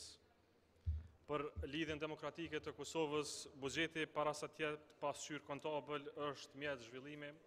Në fakt është mjeti vetëm zhvillimor që shteti dhe qeveria e Kosovës e ka në dispozicion. Prandaj trajtimin e sotëm dua ta nisi pikërisht nga analiza makroekonomike që shoqërohet me këtë buxhet, sepse kjo analizë ne argumentojmë e shpërfaq më së miri gjendjen e tanishme ekonomike në Kosovë dhe gjendjen që qeveria e projekton për 2 vitet e ardhshme. Dhe kjo gjendje në vetë fjalë të buxhetit që na prezantohet sot, nëpërmjet rritjes ekonomike të parashikuar e prezantuar aty, hedh poshtë gjithë programin qeverisës të prezantuar e diskutuar mu në këtë kuvend një vit më parë. Buxheti pra e devalvon në tërësi programin qeverisës. Kujtoj se në fushat elektorale, koalicioni qeverisës kishte pranuar rritje ekonomike deri në 10%. Vetëm 3 muaj pas mandatimit, ky premtim ishte reduktuar në 8% në planin dhe programin e qeverisë. Sërish 8% ishte impresive, por se me buxhetin e prezentuar nga ne, rritja ekonomike nuk është as 10, as 8%, është në mesatare për 3 vitet të ardhshme 4.5%. Dhe natyrisht në rrethana si këto, çështja e parë që shtrohet se çfarë ndodh me dokumentin qeverisës që na është prezantuar këtu. A ka vlerë ky dokument më? A është i njëjti vetëm cop letre që na sillen kuvend, sa për të thënë se kemi një dokument dhe kemi një plan qeverisës, apo është udhërrofys i qeverisë së Kosovës e menduar dhe i trajtuar mirë? Sepse ka një diskrepancë thelbësore mes deklarimit qeverisës dhe implementimit financiar. Kur këta bëjnë fjalë, i japin imagjinatës bukur shumë. Por kur mbajnë laps, s'u del bashmir. Puna shtetit s'bëhet vetëm me imagjinat, bëhet edhe me laps. Kur planifikojmë rritje ekonomike prej 8%, e kur realizojmë gjysmën e saj, ne nuk e kemi zvogluar një numër nga 8 në 4, nuk është kaq e thjeshtë. Ne kemi përgjysmuar secilin progres tjetër në vend. Kemi përgjysmuar progresin në shëndetësi, në arsim, në rend dhe ligj, në zhvillim ekonomik, në punësim. E kur jemi tek punësimi, buxheti tanishëm e konfirmon numrin më të rënd që mund ta konfirmoj ky buxhet. Vitin e kaluar janë humbur hiç më pak se sa 16.000 vende pune. Ky është rezultati modelit të tanishëm qeverisës.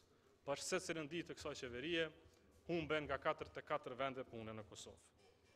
Rritja ekonomike është indikator, është treguesi diagnozës ekonomike të një vendi. Për shembull, me 4% rritje ekonomike, qeveria na thotë se Kroacia arrin për 30 vite të ardhshme, Evropën për 60 vjet.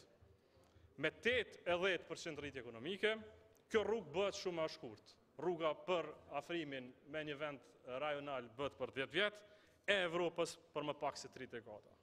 Qeveria po na thotë se rruga për Evropë është 60 vjet, dhe kjo s'mund të jetë e pranueshme. Sa i përket pjesës numerike, anës kontabël të buxheti, gjëja e parë që të bie në sy është diskrepanca mes tyrave dhe shpenzimeve. Tyrat rriten për 132 milion, ndërsa shpenzimet për plot 261 milion, 2 fish më shumë se sa rritja tyrave. Pra ne po shpenzojmë më shumë se sa po gjenerojmë. Atëherë nga bulesa, nga këto pare shtesë që mbulojnë diferencën e si vjetme, sikurse ato të vjetme dhe të 2 viteve tashme. Janë 2 burime kryesore që qeveria i përdor. I pari është borxhi publik, që këtë vetë arrin në hiç më pak se 1.1 miliard euro, e dytë është fondi i privatizimit. Pra për të mbuluar diferencën vjetore tonën, ne shpenzojmë paratë e gjeneratës së ardhshme nëpërmjet borxhit publik dhe shpenzojmë pasurinë e gjeneratës së kaluar nëpërmjet mjeteve të privatizimit. Jo marrim para edhe fëmijëve që kanë me trashëgu këtë vend, por edhe pasurinë që e ka ndërtu gjenerata e shkuar. Do të ishte model i shkëlqyshëm, kolegë deputet, sikur të jepte rezultate, por s'po jep, sepse rruga për Evropë mbetet 60 vjet, e në vetë po i humbim 16.000 vende të reja të punës. Në terma interpretues të pastër financiar, ndodh kështu sepse buxheti i Kosovës është bërë buxhet social. Ky buxhet e ka humbur epitetin e buxhetit zhvillimor. Është buxhet i blerjes së paqes sociale në vend në rend të parë. Qeveria në pamundësi për të siguruar vende pune e mirëqenie qytetarëve tanë, ka vendosur të blej paqen sociale. Prandaj për herë të parë në historinë e Kosovës, që nga themelimi i buxhetit të konsoliduar të Kosovës dhe deri më sot, kategoria e mbrojtjes sociale është kategoria me pjesëmarrjen më të madhe në buxhet. Plot 21% e buxhetit të vendit, apo 465 milion euro të buxhetit së vjetëm, shkojnë për mbrojtje sociale. Për herë të parë, kjo kategori e kalon kategorinë e zhvillimit ekonomik. Vetëm këtë vit, plot 83 milion euro shtohen në këtë kategori. Janë 22 skema sociale aktive në vend, e tjera plot në ardhe të cilat as që janë parashikuar në këtë buxhet. Dhe këto skema, që të jemi të drejtë, nuk targetojnë të varfërit. Politika sociale ka kuptim kur targeton të varfërin. Kur e ngrit mirëqenien e një të varfëri, kur e kalon nga varfëria dhe kur e zbut nivelin e paparazisë. Atëherë politika sociale do të kishte kuptim. Por a dini sa japim njerëzve në Kosovë në vetë për ndihmë sociale? Nga 460 milion euro, për të varfërit shkojnë vetëm 30. 30 milion euro është kategoria sociale. Pjesa tjetër, 230 milion euro, janë të natyrës të skemave të meritës, të shpërblesës për një punë të bërë për Kosovën. Dikush pse ka kontribuar në luftë, dikush pas luftës, dikush se ka dhënë mësim, se ka qenë mjek, se ka qenë gjykatës apo polic. Vetëm për veteranë e invalidt luftës japen 100 milion euro dhe përkundër skandaleve të shumta të prokurorisë, kjo shumë vazhdon të jetë në rritje edhe këtë vit.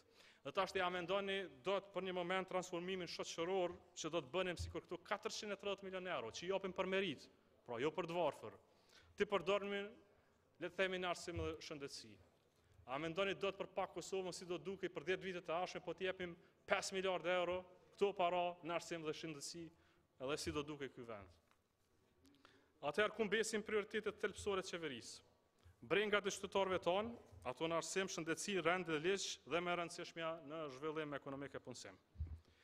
Në arsim as i vjet nuk ka transformim thelbësor.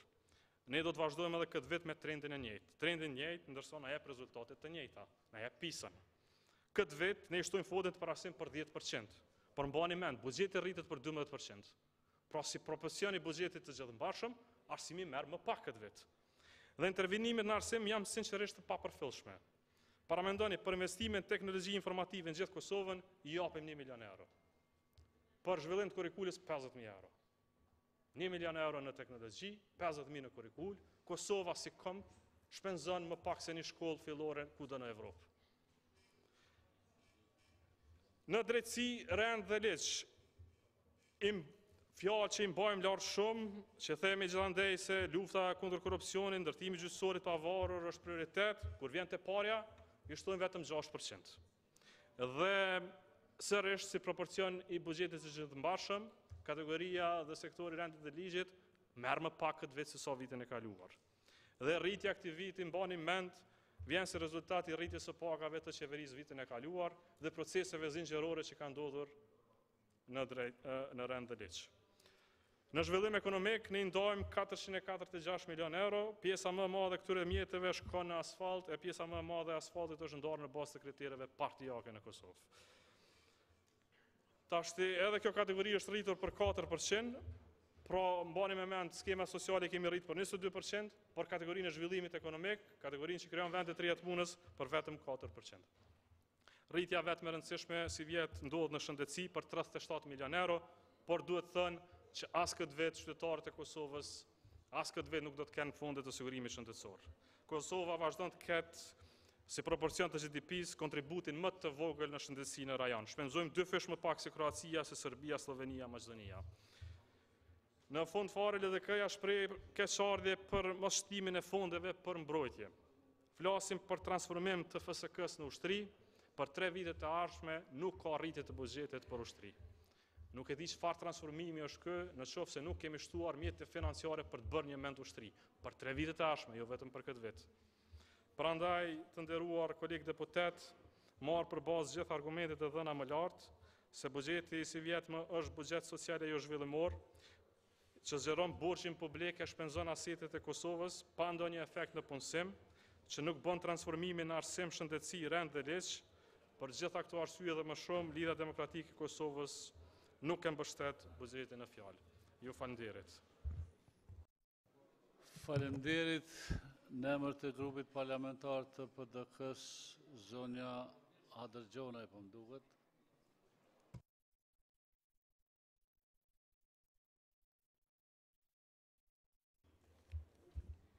Faleminderit nën kryetar, të nderuar ministra, zëvendës kryeministër, të nderuar deputet. Diskutimi dhe miratimi i projektligjit për buxhet është një nga ngjarjet më të rëndësishme si për institucionet, sepse ju hap mundësia atyre të realizojnë programet e tyre për shtetbërje, integrim dhe për zhvillim ekonomik, por është ngjarje shumë e rëndësishme edhe për qytetarët, sepse ju jep mundësi atyre për më shumë mirëqenie për kushte më të mira jetese. Në projekt buxhetin e vitit 2019, shihet se qeveria është përcaktuar për të realizuar programin e saj për një shtet me më shumë drejtësi, me më shumë mundësi për zhvillim ekonomik, për më shumë punësim, për më shumë stabilitet makrofiskal, për më shumë përgjegjësi në menaxhimin e financave publike. Projekt buxheti i vitit 2019 është i ndërtuar mbi shifra reale të ardhurave dhe shpenzimeve. Bazuar në të dhënat e buxhetit, kuadri makroekonomik vazhdon të konsolidohet edhe më tutje përmes ruajtjes së deficitit buxhetor në masën 2%, ruajtjes së rezerveve shtetërore prej 4% të brutoproduktit vendor, ruajtjes së nivelit të borxhit publik prej 16% të brutoproduktit vendor, ku vërehet një stabilitet sa i përket të borxhit publik që kishte filluar të rritet me ritme të shpejtuara në qeverinë e kaluar. Këta janë tregues që dëshmojnë njëherësh edhe për përgjegjësinë fiskale të qeverisë, për kushtimin për rujtjen e stabilitetit makrofiskal, por edhe të krijojë më shumë hapësirë për të investuar në ekonomi, për të rritur pagat, për të trajtuar kategoritë të ndjeshme të shoqërisë sonë, si dhe për të ruajtur nivelin e lartë të investimeve kapitale. Nëse analizojmë me kujdes shifrat e këtij buxheti, vërejmë se buxheti i këtij viti ka një ndryshim të madh në krahasim me buxhetet e viteve tjera. Nuk mundem këtu të diskutoj për buxhetin e vitit 2019 pa e përmendur punën e mirë të Ministrit të Financave zotit Bedri Hamza, që si gjithherë ka treguar profesionalizëm në adresimin e prioriteteve dhe që janë në interes të qytetarëve. Nuk është e lehtë që në kushtet të burimeve të kufizuara të ardhurave publike të mbledhurat të ndahen në përputhje me objektiva strategjike të vendit për prioritetet që synojnë nevojat më të ngushtë për zhvillimin ekonomik, rritjen e konkurrencës si dhe për mirëqenien e qytetarëve të Republikës së Kosovës. Të nderuar deputet, ndërmarrja e hapave konkret në fushën e politikave fiskale, hapi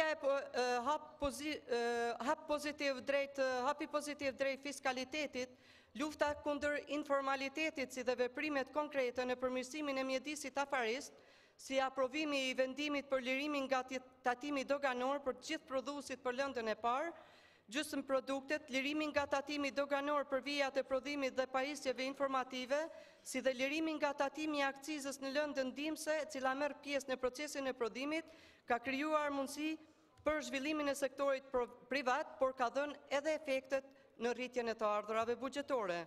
Në nënshkrimi i disa marrëveshjeve financiare ndërkombëtare, ka krijuar mundësi që përmes donacioneve dhe kredive të realizohen shumë projekte kapitale me interes për qytetarët, që ka krijuar mundësinë edhe të ruhet niveli i lartë i investimeve publike, të cilat janë të paraqitura në buxhet. Përmes politikës buxhetore të vitit 2019, vëret se janë mbështetur prioritetet të përcaktuar për zhvillimin e vendit me strategjinë kombëtare për zhvillim dhe nga masat e paraqitura në programin për reforma në ekonomi. Përmes buxhetit janë adresuar edhe shumë çështje të cilat janë ngritur në raportin e progresit.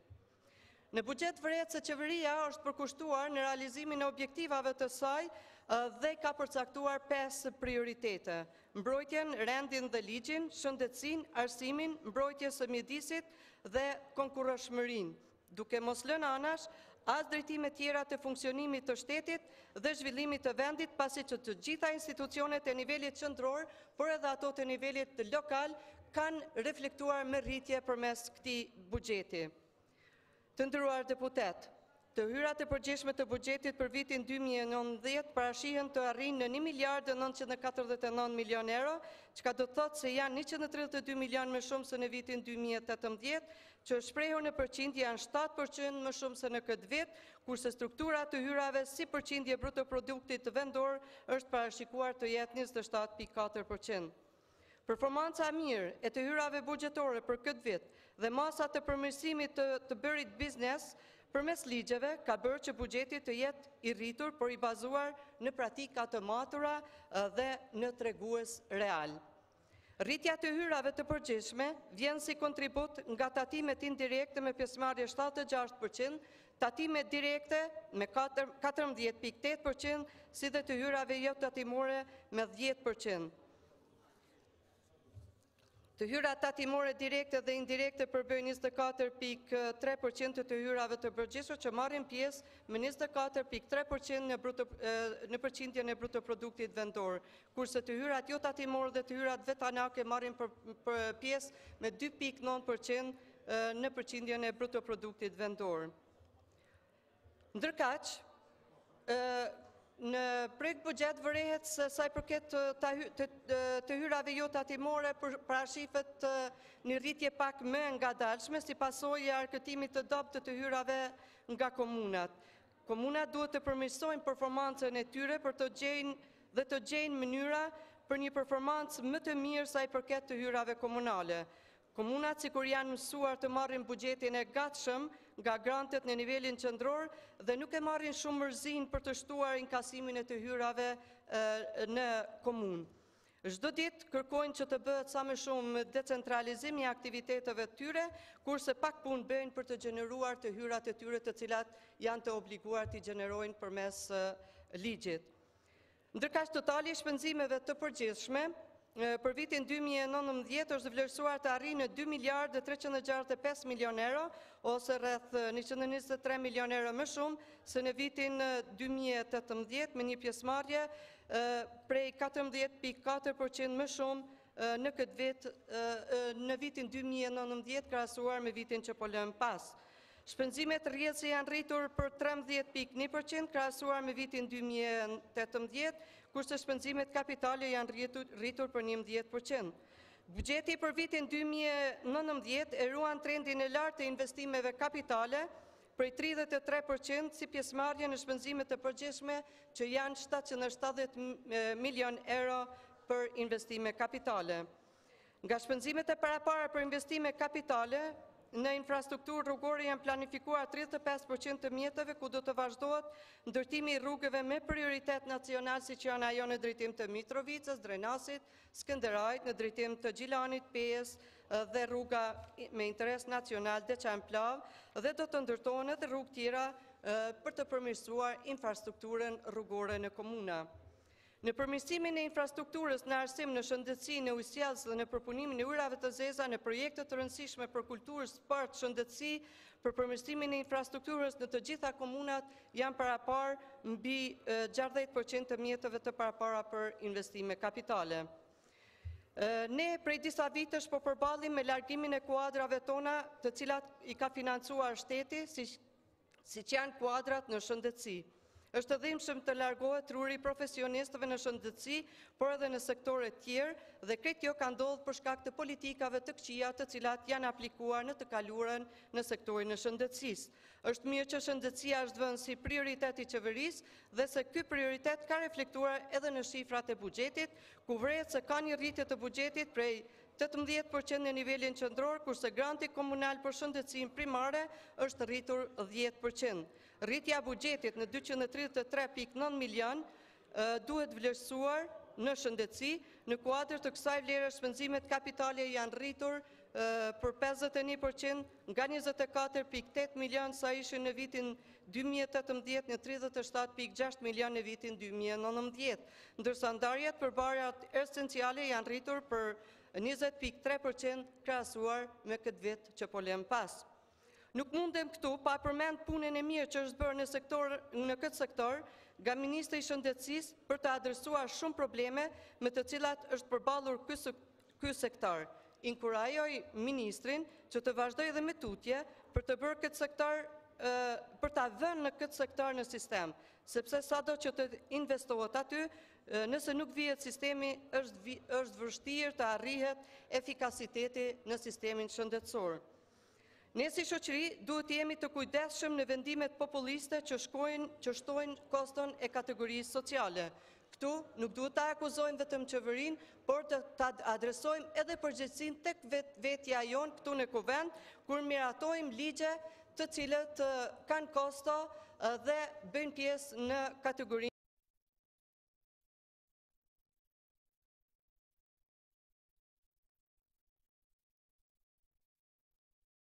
Edhe një minut me përmbyll. Regjia. Megjithatë, buxheti është rritur për 16% në kategorinë sociale, përmes të cilave do të paguhen kategoritë të dalura nga lufta, pensionistët, personat paraplegjik, tetraplegjik dhe viktimat e dhunës sociale, si dhe dhunës viktimat e dhunës gjatë luftës fundit, dhe po ashtu janë parapa edhe plotësimi i të gjitha kërkesave të cilat kanë ardhur si pasojë e ligjeve të miratura në kuvend. Prandaj rritja e buxhetit është bërë në të gjitha ministritë, është rrit buxheti edhe në Ministrinë e Tregtisë dhe Industrisë për 11%, në zhvillimin ekonomik për 67%, në Ministrinë e Bujqësisë është rritur për 2.3%, në Ministrinë e Planifikimit Hapësinor në 32%, në Ministrinë e Administratës Publike për 10%, prandaj ne si grup parlamentar e vlerësojmë edhe rritjen e buxhetit për nivelin komunal që është bërë me 9.1%, prandaj ne si grup parlamentar do të miratojmë buxhetin e vitit 2019 dhe kontributin ton të mëtutjeshëm do të japim në punën e mëtutjeshme në Komisionin për Buxhet dhe Financa, ku besoj dhe shpresoj shumë që do të kemi mundësi brenda kufive buxhetor të bëjmë rregullime tjera të mundshme, të cilat janë në interes të qytetarëve të Republikës së Kosovës. Faleminderit. Faleminderit. Fjalën e ka zoti Adem Kurti.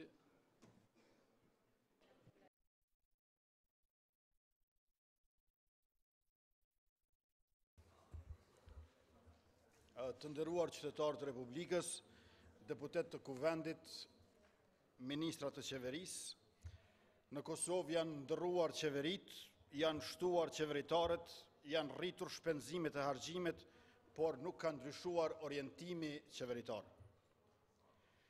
Buxheti i vitit 2019 është buxhet i shpenzimit qeveritar e jo i zhvillimit socioekonomik. Është buxhet i shtimit të borxhit publik jo produktiv dhe i deficitit buxhetor e që do të ngryj edhe fundin e privatizimit. Numrat e buxhetit janë problematik sepse korniza makroekonomike, makrofiskale është e gabueshme. Në faqen 7 dokumentohet se numri i kontove në administratën e trustit pensional për gjatë vitit 2017-2018 është rritur me 2%. Me që kontot hapen sa po dikush të filloj një marrëdhënie pune, por nuk shuhen kur punëmarrësit largohen nga vendi i punës, i bie që kjo rritja prej 2% në fakt është shumë e ulët, por edhe mund të rezultojë negative në rast se më shumë se 2% e pronarëve të kontove individuale kanë humbur punën gjatë kësaj periudhe. E dihet që në Kosovë ka shumë fish më tepër prekariat se sa proletariat. Në të njëjtën faqe thuhet që pagat në sektorin publik janë rritur me 4.6%, kurse në atë privat me 0.6%. Ky konstatim përveç se është i pasakt me që nuk ka patur rritje pagash të deklaruar në sektorin publik, del edhe kontrovers për arsyen se tregon që politikat e qeverisë e shkatrojnë kështu konkurrueshmërinë e sektorit privat, që natyrisht nuk kompenzohet me favorizim të privatëve të privilegjuar. Kjo bëhet qoftë përmes humbjes së punëtorëve më të shkath, të cilët ikin drejt sektorit publik në kërkim të pagave më atraktive, qoftë duke i detyruar ata të paguajnë më shumë për të mbajtur punëtorët e tyre. Në çdo ekonomi normale, punonjësit nuk shkojnë në sektorin publik për paga më të larta, por për më tepër siguri në punë. Në të njëjtën faqe, sërish pranohet roli i pakontestueshëm i remitancave në ruajtjen e stabilitetit ekonomik. Me një rritje prej 6.8% të tyre, diaspora është kujdesur sërish që të ketë kërkesë të mjaftueshme për mallra dhe shërbime. Pamundësia e shfrytëzimit të tyre për qëllime produktive dhe rritje të së ardhurës kombëtare është dëshmi tjetër. Është dështimi tjetër i kësaj qeverie. Ekonomia jonë në vend të rritjes së stabilitetit përmes zvoglimit të debalancit tregtar, po e ndjek rrugën e kundërt, duke u mbështetur edhe më shumë në importe, të cilat po rriten më shpejt si në terma absolut ashtu dhe në përqindje krahasuar me eksportet e vendit. Parashikimet për rritjen e variableve makroekonomike janë kryesisht fonton dëshirash dhe kjo vlen sidomos për investimet në sektorin privat. Kurse pjesa e investimeve publike përveç që po kontribon në rritjen eksponenciale të borxhit publik, fatkeqësisht mbetet pa ndonjë ndikim në rritjen ekonomike dhe në rritjen e mirëqenies. E vetmja variabël që ndikohet pozitivisht nga këto investime publike është pasuria individuale e pjesëtarëve të kabinetit qeveritar dhe e biznesmenëve të oborrit qeveritar. Në faqen 11 thuhet se parashikimi i hyrave buxhetore ndjek parashikime tjera makroekonomike, por kjo nuk është e saktë, me që edhe këtë vit parashikimi i të hyrave del të jetë i fryrë me synim të rritjes së kufive të shpenzimeve buxhetore. Kjo qeveri ka vazhduar të forcojë ndikimin e tregtisë ndërkombëtare në gjenerimin e hyrave buxhetore, përkundër faktit që me progresin drejt integrimeve evropiane, kjo mund të shndrohet në rrezik të menjëhershëm për stabilitetin fiskal të vendit. Një problem tjetër ka të bëjë me rimbursimet, sidomos të TVSH-s, që mbetet simbolik. Kjo për arsye se bizneset kanë frikë të kërkojnë rimbursim të TVSH-s, nga se menjëherë kërcënohen me inspektime që rezultojnë në gjobat pa justifikueshme. Kjo qeveria ka bërë shtetin gjobitës për ndërmarrjet e vogla dhe të mesme dhe shërbëtor për oligarkët.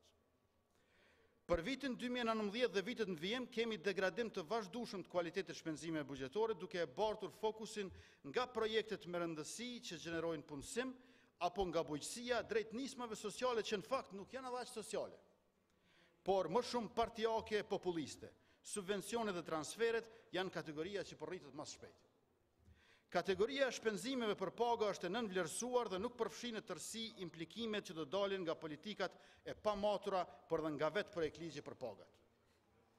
Te komunat, në vend se të rritet autoritetin e vendimarrje i komunave për shpenzime kapitale, duke shmangur investimet nga qendra për projektet lokale kapitale, të cilat pastaj po keq përdoren për të shkuar drejt komunave të privilegjuara, kemi rritje prej mbi 20% të shpenzimeve për mallra dhe shërbime që është krejt e palogjikshme, me që nuk ka rritje të asnjë çmimi për shërbimet publike që i konsumojnë komunat.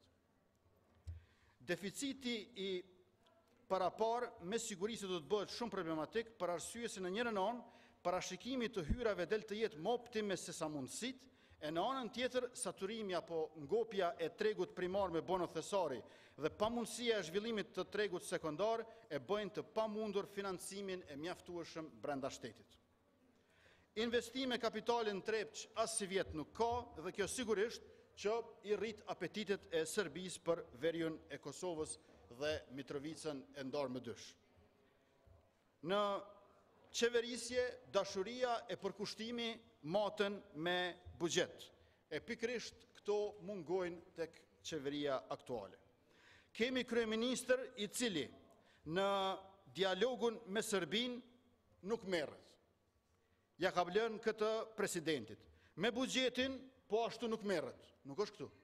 Ja ka lënë ministrit financave.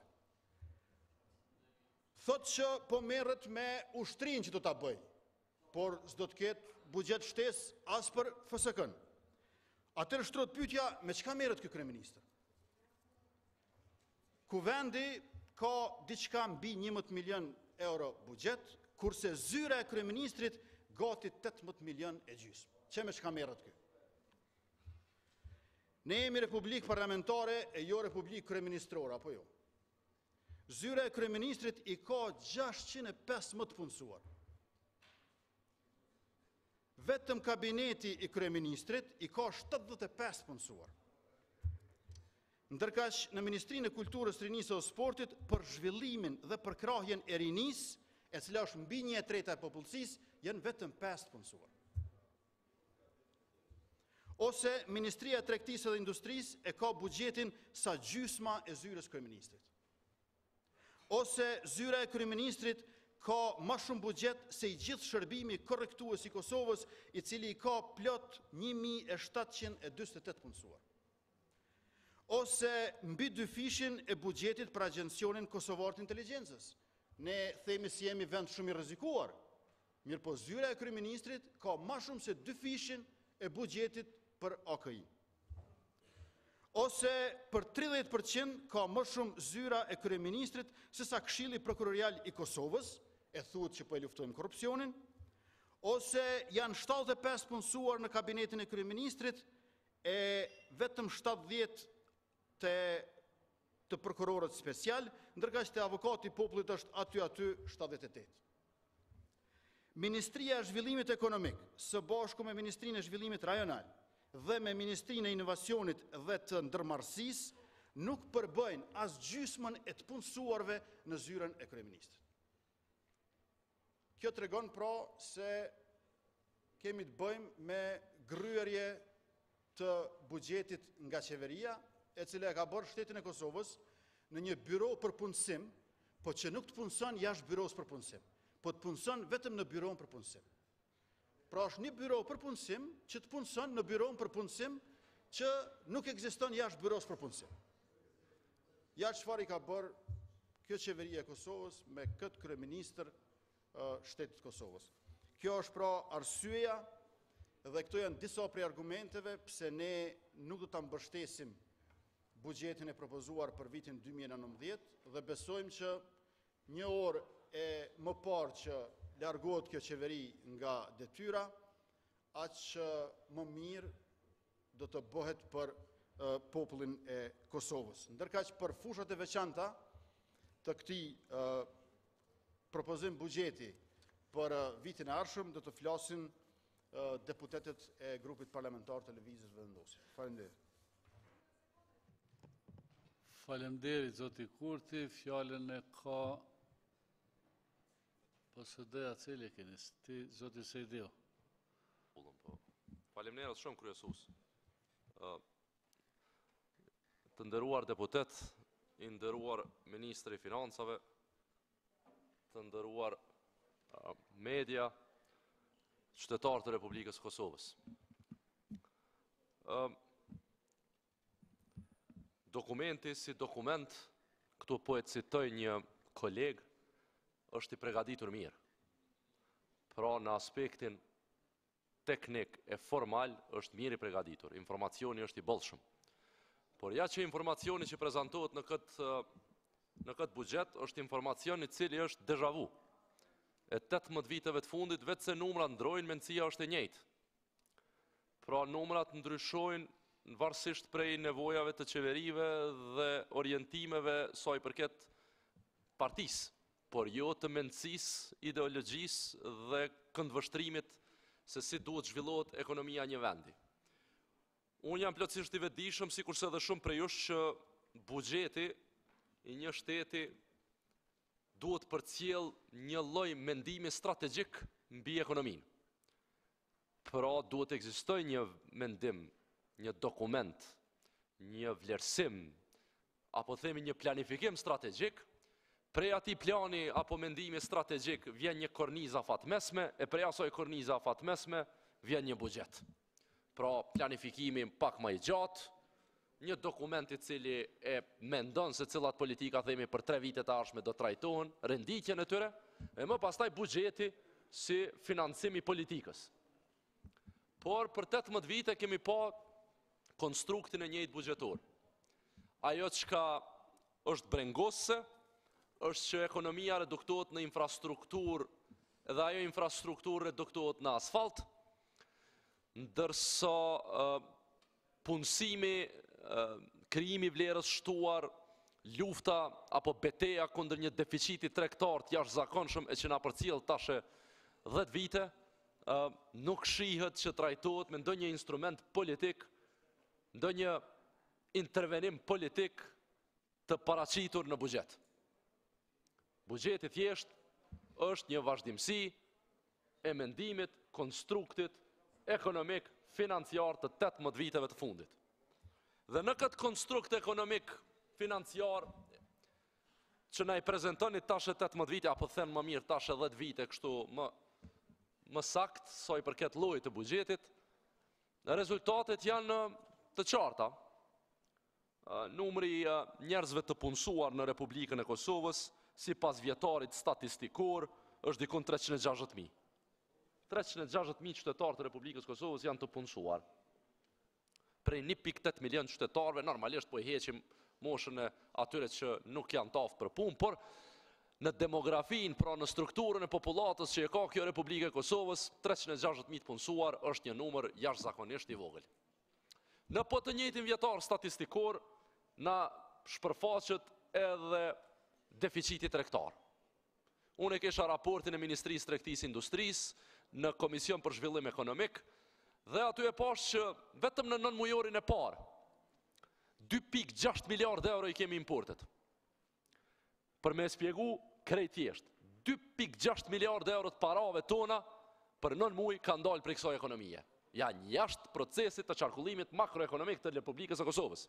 Dhe kemi shit, apo kemi fut para në ekonomi në vlerë prej 264 milion eurove. Këto janë problemet ekonomike të mëdha të kësaj Republike. Pra, qysh mundemi me zvoglu deficitin tregtar, cilat janë politikat dhe numrat që në buxhet na tregojnë që e kemi këtë mendim, dhe në anën tjetër si e bëjmë infrastrukturën në funksion të këtij modeli ekonomik. Pra qysh ndërtojmë infrastrukturë që ndërton fabrika, që punëson, që zaventson importe rrjedhimisht. Rrit tyrat tatimore nga ato burime të cilat një strukturë buxhetore ekonomike do të ishte themi më mirë e më shëndetshme duke i pas këto burime të hyrave. Pra këtë pjesën themi kështu të mendimit ekonomik, mënyrën se qysh është i paraqitur buxheti e shohim që është e njëjtë. Nuk ka ndryshime. Çka ndron por fatkeqësisht janë proporcionet. Dhe kjo për mua është problematike. Për me shpjegu çka po mendoj me këtë, do t'jap ca shembuj.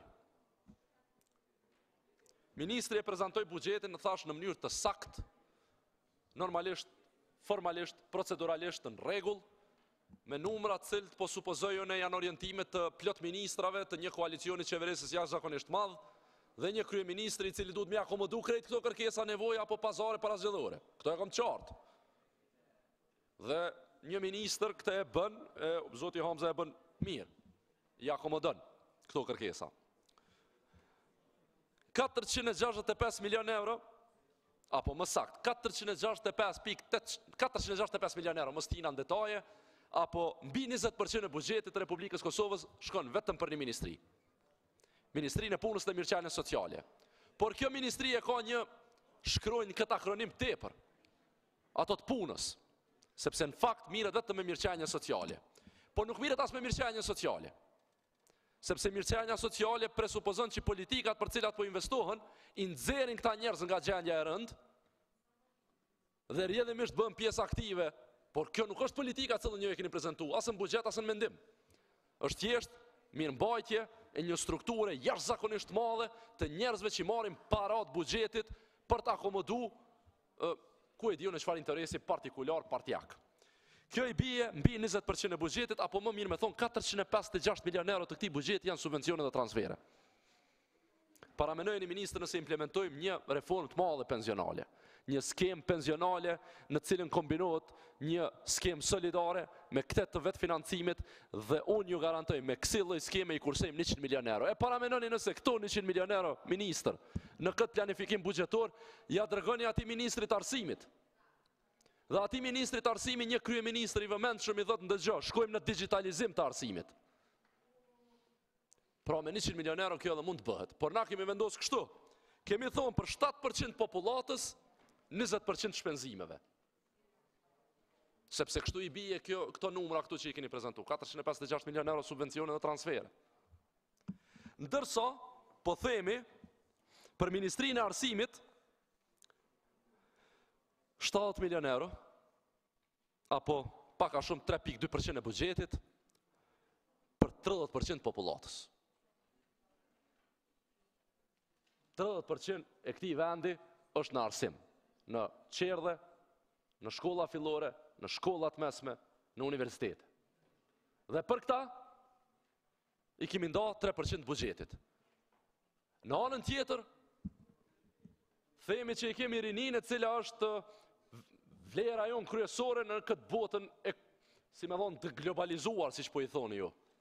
Në anën tjetër, investimet në ta dhe pregaditjen e tyre për një tregt punës, i kemi në terma banal.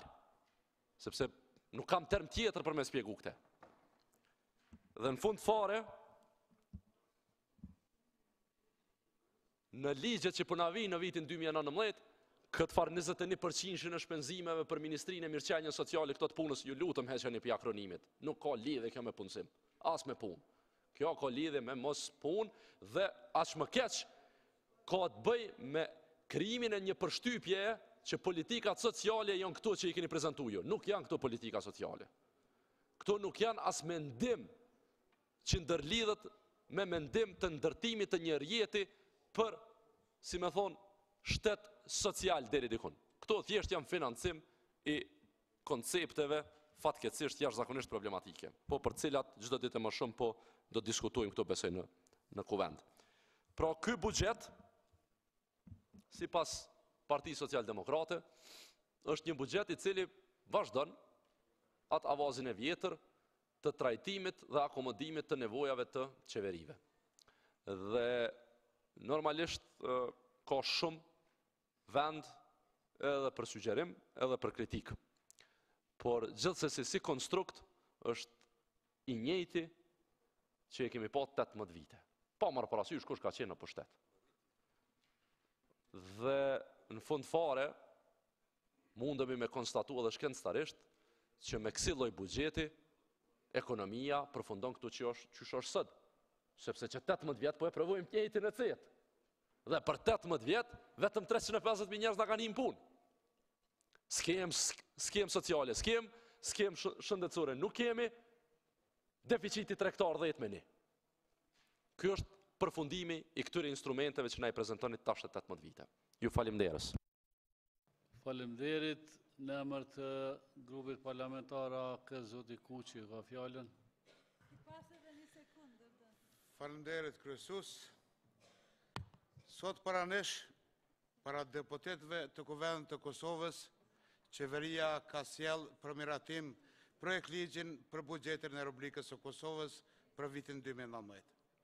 Të nderuar kolegë, të nderuar qytetarë, grupi ynë parlamentar, grupi parlamentar i Aleancës, e unë në emër të tyre do të mundohem me i veçu disa pjesë të veçanta që e bëjnë të veçantë buxhetin e Republikës së Kosovës për vitin 2019.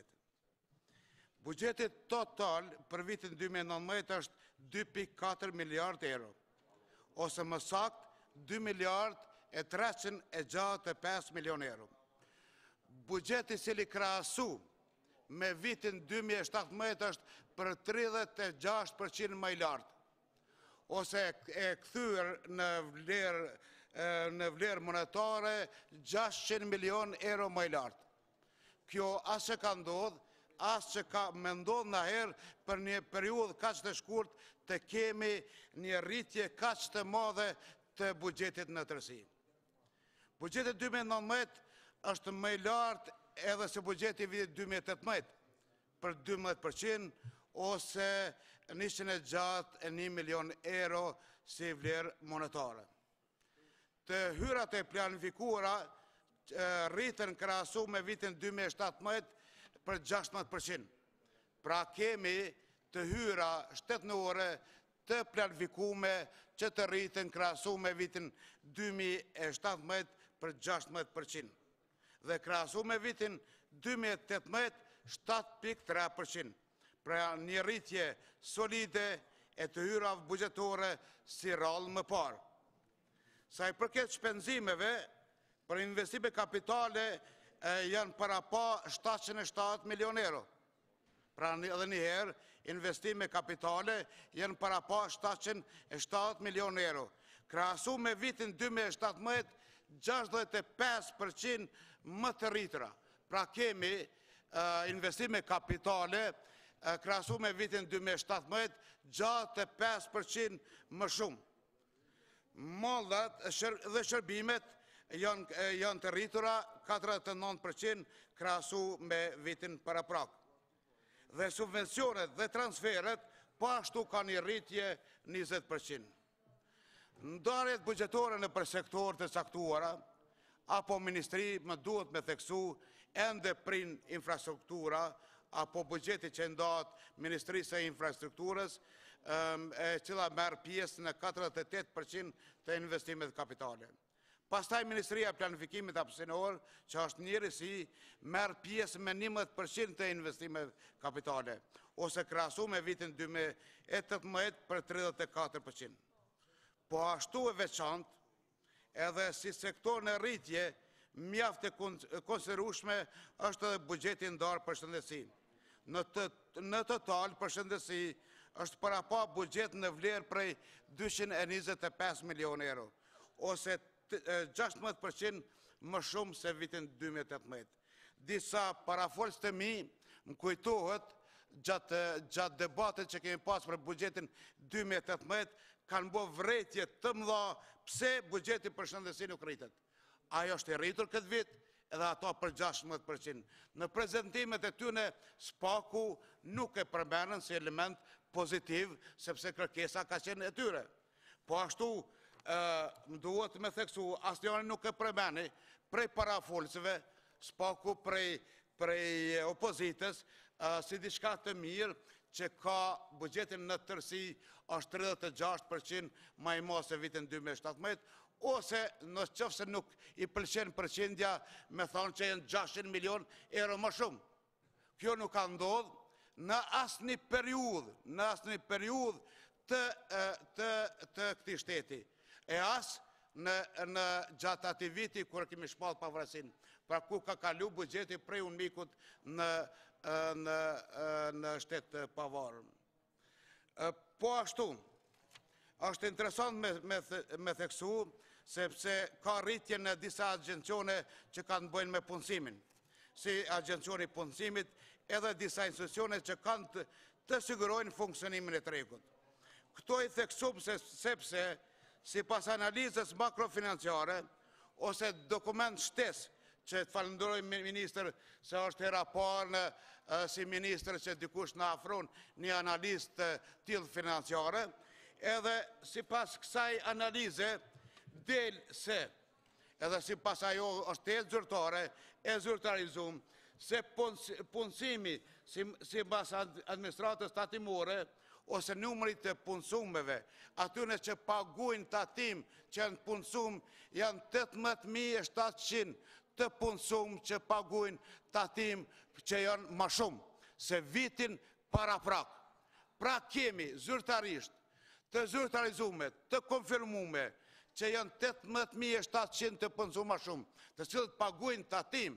Pra, kjo nuk ka ndodhë në asnjë periudhë kohore gjatë viteve të kalume. Spaku, kjo është që mas të dhonave të administratës tatimore, si institucioni ma zyrtar, ma përkatës për këto. Asnjëri prej kolegëve të opozitës nuk ju referu kësaj çështje që është shumë rëndësi. U referu me disa elemente periferike të orientum me një tendencë, normalisht, na kemi parasysh që janë edhe opozit, edhe i mirë presim, edhe kur t'i bojnë ato të kalime. Si pas kësaj analize, po ashtu si mas kësaj aneksishtes, GDP-ja, që është treguesi më i mirë ekonomik, ka rritje në terma real, rritje reale në 4.7%. Ose planifikimi në terma nominal është 5.4%. Asnjë vend në rajon, në këtë rajon, edhe radhë në vend më gjerë se rajoni, edhe në BE, nuk i ka këto tregues ekonomik. Është diçka tjetër nga vinë këto tyra. Po këto janë reale edhe janë faktike. Asnjë vend në rajon edhe pak vende në Evropë i kanë këto tregues ekonomik. Pra rritja GDP-s është 4.7% në terma real, edhe rritja nominale është 5.4%. Edhe gjatë asnjë periudhe, as atyre që kanë qenë mbështet, se kanë pas këtë rritje ekonomike. Normalisht që na nuk jemi krejtësisht të kënaqur. Edhe dëshirojmë që të kemi edhe rezultate më të lakmueshme. Edhe kemi shpresë, sepse ky është një buxhet i shpresës. Na kemi vrejtje ashtu në përndarjet buxhetore. Të gjithë deputet, po i pyete veç kanë me pas vrejtje. Çdo njëri kemi një projekt aty, ka lagja jon, ka partia vet, edhe kanë me thonë që kemi vrejtje. Edhe po shikohen, edhe ka me pas me siguri kërkesat të mëdha, edhe prej atyrëve që kundërshtuan këtë buxhet kanë me pas amandamente për projektet të caktuara. Mu më duhet me thonë, sepse i kam edhe 1 minutë diçka, edhe tendencat që ishte një tendencë me i dhanë orientim partijak këtij buxheti. Unë kom pa edhe kom përcjell disa prononcime të disa parafolësve, edhe që në thirrë në një institutin GAP. Unë po marrë vetëm një shembull. Thot Gjakova merr pjesë me 20.3% të Ministrisë e Infrastrukturës, merr pjesë me investime kapitale. Gjakova nuk është e vërtet, as nuk qëndron për Gjilanin, pse në bok këto shtrembrime ata din, unë i kom nxjerr këto dhona në mënyrën time, edhe një ekip prej 3 vete kemi punu 2 ditë, me nëzhi kemi ardhur në një konkludim. Gjilani, edhe pse është më i vogël, edhe me territor, edhe me populacion Gjakova, merr pjesë me 5.64% në buxhetin në investimet kapitale në tërësi. Kurse Gjakova është më e madhe, edhe sidomos me territor mjaft shumë, se ju ka zvoglu territori i Gjilanit, me 2.39%. Ka me dhuar Dirëngjini pse ceka këto dhe qytetarët me ditë vërtetën, po jam i detyruar mos i jepni orientim partijak se nuk qëndron. Ajo shka qëndron, vetëm për këtë vit jemi mundu me bon s'paku një balancë, edhe sidomos në aspektin geografik. Unë i përgëzoj për ata të cilët kanë punu për këtë. Faleminderit, zoti Hoti në emën të nismës.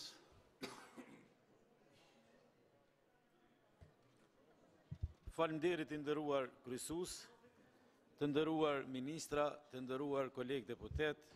Sot është një ditë e veçantë për Parlamentin sepse kemi përpara propozim projekt buxhetin për vitin 2019.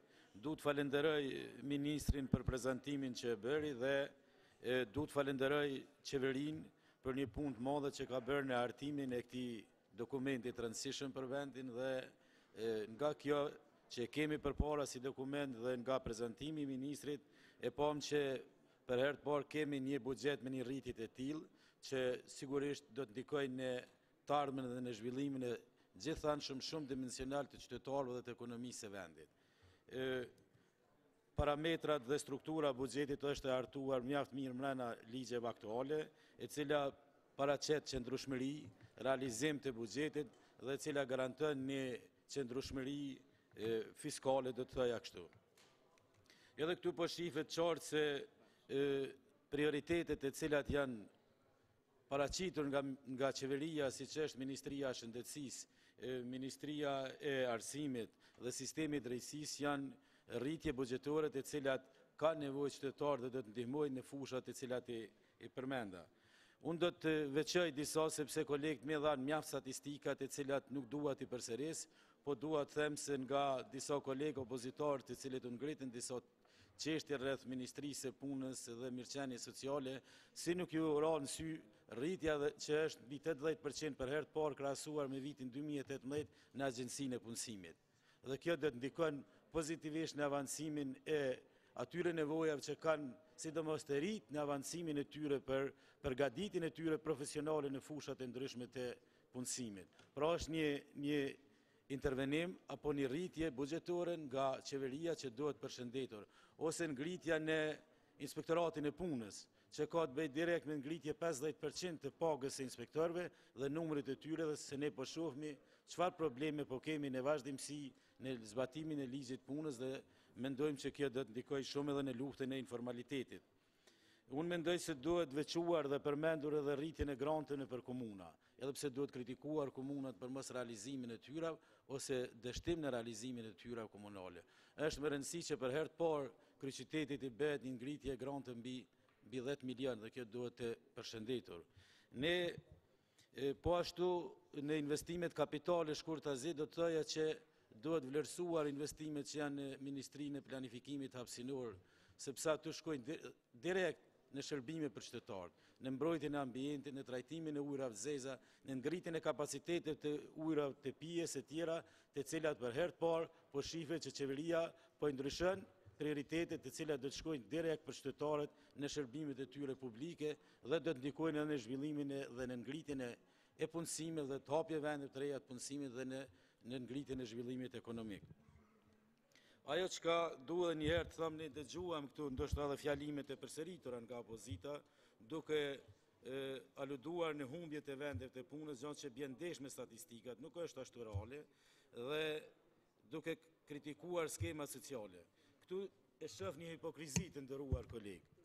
Unë mendoj që të gjithë mund të pajtojmë se ndoshta skemat sociale nuk janë në mënyrën e duhur, por nuk është barë e vetëm e kësaj qeveria apo ministrit aktual. Të gjithë, kur po vje puna për me miratu projektet apo kategoritë sociale, ne po i votojmë. Nuk po kemi guxim dhe vullnet politik që me ndryshu ato ose me ndalu ato skemat e cilat vinë si propozime të ndryshme nga gjitha grupet politike dhe duke mos pasur këtë guxim për shkak të ndonjë elektorati, atëherë kur kemi një ditë të tillë të veçantë duke trajtuar buxhetin, e drejtojmë gishtin se sa mjetë e kaq mjetë hyjnë në skemat sociale. Është e vërtetë që ndoshta është e kaluar dhe nuk pajtojmë mirë, po duhet marrim vullnet politik dhe guxim politik të gjithë dhe të trajtojmë në temel këtë çështje. Unë mund të kem vërejtje të mjaftueshme me ata të cilët e përfitojnë këto përfitojnë nga këto skema sociale, por ka hapësirë dhe në të ardhmen duhet të trajtohet kjo çështje në një mënyrë të ndryshme. Ajo që është për të përshëndetur me këtë buxhet, masat e cilat po i ndërmerr qeveria në luftimin e informalitetit. Mendoj se duhet përshëndetur sepse janë masa direkte të cilët do të ndikojnë në zhvillimin e sektorit privat. Dhe këto masat e gjitha po mirën nëpërmes masave ligjore që ne i përshëndesim dhe sigurisht do t'i përkrahum.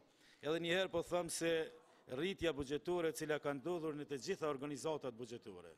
Ne mendojmë se krijon një stabilitet për ato në funksionalitetin e këtyre organizatave buxhetore dhe ne si grup parlamentar nisma socialdemokrate do ta mbështesim dhe do të punojmë shumë se në mes dy leximeve do të japim kontributin ton nëse ka mundësi të ndryshohet diçka.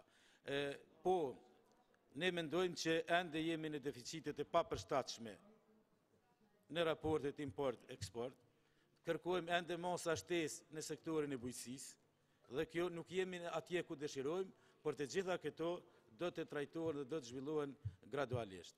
Ne e mbështesim këtë dhe do të votojmë projekt buxhetin për vitin 2019. Faleminderit. Faleminderit. Zoti Damka ka fjalën në emër të grupit parlamentar 6+. Teşekkür ederim. Faleminderit. Ndoran Kreta. Teşekkür ederim. Sayın Başkan Vekili, bakanlar, değerli milletvekilleri. Kosova Cumhuriyeti'nin 2019 yılı bütçe tasarısında genele baktığımızda geçen yıla oranla %12 yıllık bir bütçe artışını görmekteyiz. Fakat bu bütçe artışı içerisinde en çok dikkati çeken ve eleştirilecek nokta gelir ve giderler arasında ciddi bütçe farkıdır. 2019 yılı için öngörülen 416 milyon euroluk bütçe açığı 2017-2021 yıl arasındaki 5 yıllık periyotta en yüksek gelir gider dengesizliğin olduğu yıl olarak görülmektedir. 2017 yılı ile karşılaştırdığımızda 600 milyon euroluk ek harcama kalemlerinin olması, dolayısıyla bu yüksek harcama kalemlerinin bütçedeki dengeyi bozması eleştirilecek en önemli konu olduğunu düşünüyoruz. Sadece ülkemizde değil, Avrupa kıtasında dahil olduğu geniş çaplı yaşanan ekonomik kriz döneminde harcamalarda kısıtlamaya gidilmesi gerekirken, gider kalemlerin artması, dolayısıyla devletin borç yükünün altına sokulması doğal olarak vatandaşlardaki beklentiyi de artırmaktadır. Ki bu yıl borç yükü en yüksek seviyeye ulaşmış durumdadır. Yine bölge ülkelere baktığımızda borçlanma miktarımız kabul edilebilir durumdadır. Ancak bu beklentiye karşılık vermek için tüm kurumların mevcut çalışma kapasitelerinin artırılması gerekmektedir. 2019 yılı bütçesine olumlu noktaların başında sağlık ve eğitime ayrılan bütçenin geçtiğimiz yıllara oranla artmış olmasıdır. Ancak bu artışlar yapılırken insana ve teknoloji arasında dengenin iyi korunması gerekmektedir. Özellikle yatırım projelerinin büyük çoğunluğunun teknolojik ekipmanlara kullanılacak hekimlere, teknisyenlere değil de teknolojik ekipmanlara yapılırsa sorunların çözümünde çok fazla yol alamayız. Önceliğimiz yetişmiş insan kadrosunu güçlendirmek, yeni hekimler yetiştirmek olmalıdır. İşte tam bu devrede eğitim sistemi geliyor. Eğitim sistemimizin ciddi reformlara ihtiyacı var. Eğitim politikaları okul binalarını restore etmek yerine insana odaklanan projelere baz alarak geliştirilmelidir. Eğitim Bakanlığı tarafından yüksek potansiyelli öğrencileri desteklemek için ayrılan fon sadece 200 bin euro iken başka projelerde örneğin belediyelerde süs ağaçlarının ekimine ayrılan bütçe 200 bin euronun üzerindedir.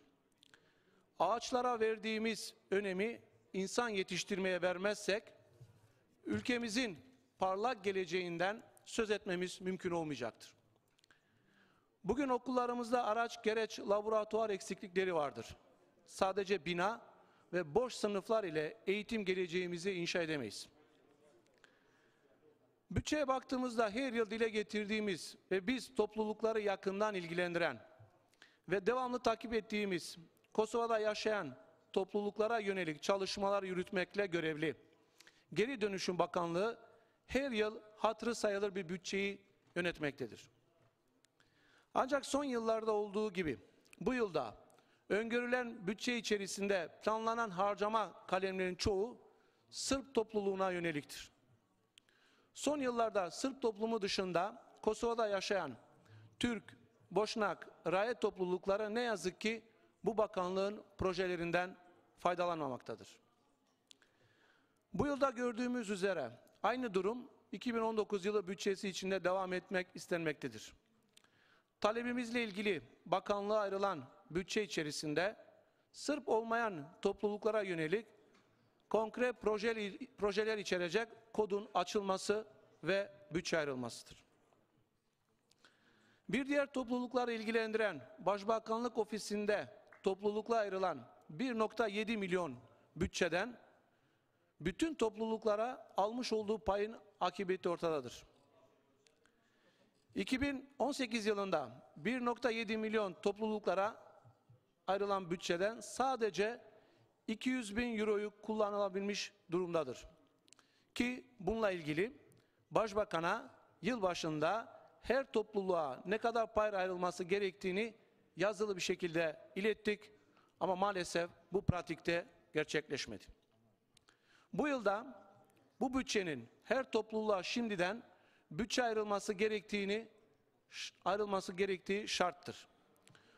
Bu ofis topluluk ofisi olmasına rağmen Sırp topluluk dışında diğer topluluklardan çalışan yok. Bu ofis her sene medyalarımıza destek sunarken, her sene projeler desteklerken bu yıl hiçbir projeyi desteklemediği de ortadadır. Bu sene her topluluk bütçe desteğini nüfusa oranla belli edilmesi gereklidir. Çalışma ve Sosyal Bakanlığı tarafından 2018 bütçesinde öngörülen topluluklara destekleme ödeneği 2019 yılına kadar kod olarak aktarılmıştır. Aktarılan bu ödeneğin yeterli olmadığını, dolayısıyla artırılması gerekmektedir. Ayrıca 2020 ve 2020 yılı taslak bütçelerinde öngörülen ödeneklerinde artırılması şarttır. Finans Bakanı ile bu konuda hemfikir olduğumuzu ve 2019 yılı bütçesinde bu değişikliği sağlanacağı karara bağlanmıştır. Eleştiride bulunmak istediğim bir diğer konu da Kosova'nın tek Türk belediyesi olan Mamuşa Belediyesi'ne gerekli proje desteklerinin sunulmaması. 2019 bütçesinde yatırım projelerinin yaklaşık %50'sini oluşturan altyapı projeleri arasında Mamuşa'ya yönelik hiçbir proje bulunmamaktadır. Kosova nüfusunun %0,3'ünü oluşturan Mamuşa Belediyesi, Altyapı Bakanlığı tarafından hiçbir yatırım projesi desteği görmezken, Mamuşa ile aynı büyüklükleri olan diğer belediyelere kişi başı 170 euroya varan yatırım projesi destekler almaktadır. Bu haksızlığın önüne geçilmesi gerekmektedir. Bütçenin oluşturulmasında Mamuşa Belediyesi'nin ülkedeki tek Türk belediyesi olduğu göz önünde bulundurularak, Mamuşa Belediyesi ile ortak hareket edilecek yatırım projesi destekleri yapılmalıdır. Bu çerçevede 2019 yılı bütçesi eklenmesini talep ettiğimiz projeler ile bu eksikliği bir nebze de olsa giderileceğini düşünmekteyiz. Mamuşa'da bulunan Aile Sağlık Merkezi'nin genel aile sağlık merkezine dönüştürülmesi ve buna ilişkin binanın ve kadronun sağlanması ve Anadolu İlköğretim Okulu'nun sıfırdan yeni spor salonu yapılması için bütçe ayrılmasını talep etmekteyiz. Aynı seferde Prizren'de faaliyet gösteren ve Kosovalı Türk çocuklarının çoğunlukta eğitim gördüğü Motraç Çiryazi İlköğretim Okulu'nun yeni spor salonu yapılması için 2019 yılı bütçesinde kodun ayrılması talep edilmek arasındadır. Bununla birlikte Türk toplumunun halen devam etmekte olan Türkçe kitap sorununun çözümü için ara formül geliştirilmelidir. Kitap basım ihalesini alan şirketler, Türkçe ve Boşnakça kitaplarının basımını ek maliyet gerektirdiği bahane ederek, Türkçe ve Boşnakça ders kitaplarının basımını gerçekleştirmemektedirler. Bu sorunun giderilmesi için 2019 yılı bütçesinde buna ilişkin ayrı bir kod oluşturularak ek bütçe ayrılması ve ayrılacak bu ek bütçeyle Türkçe ve Boşnakça kitaplarının aynı zaman içerisinde Arnavut kitaplarıyla basılmasını yapmamız gerekecektir, gerçekleştirilmesi gerekecektir. 6+ parlamento grubu olarak bu ek değişiklikler yapılması kaydı ile grup olarak 2019 yılı bütçesini desteklediğimizi belirtmek isteriz.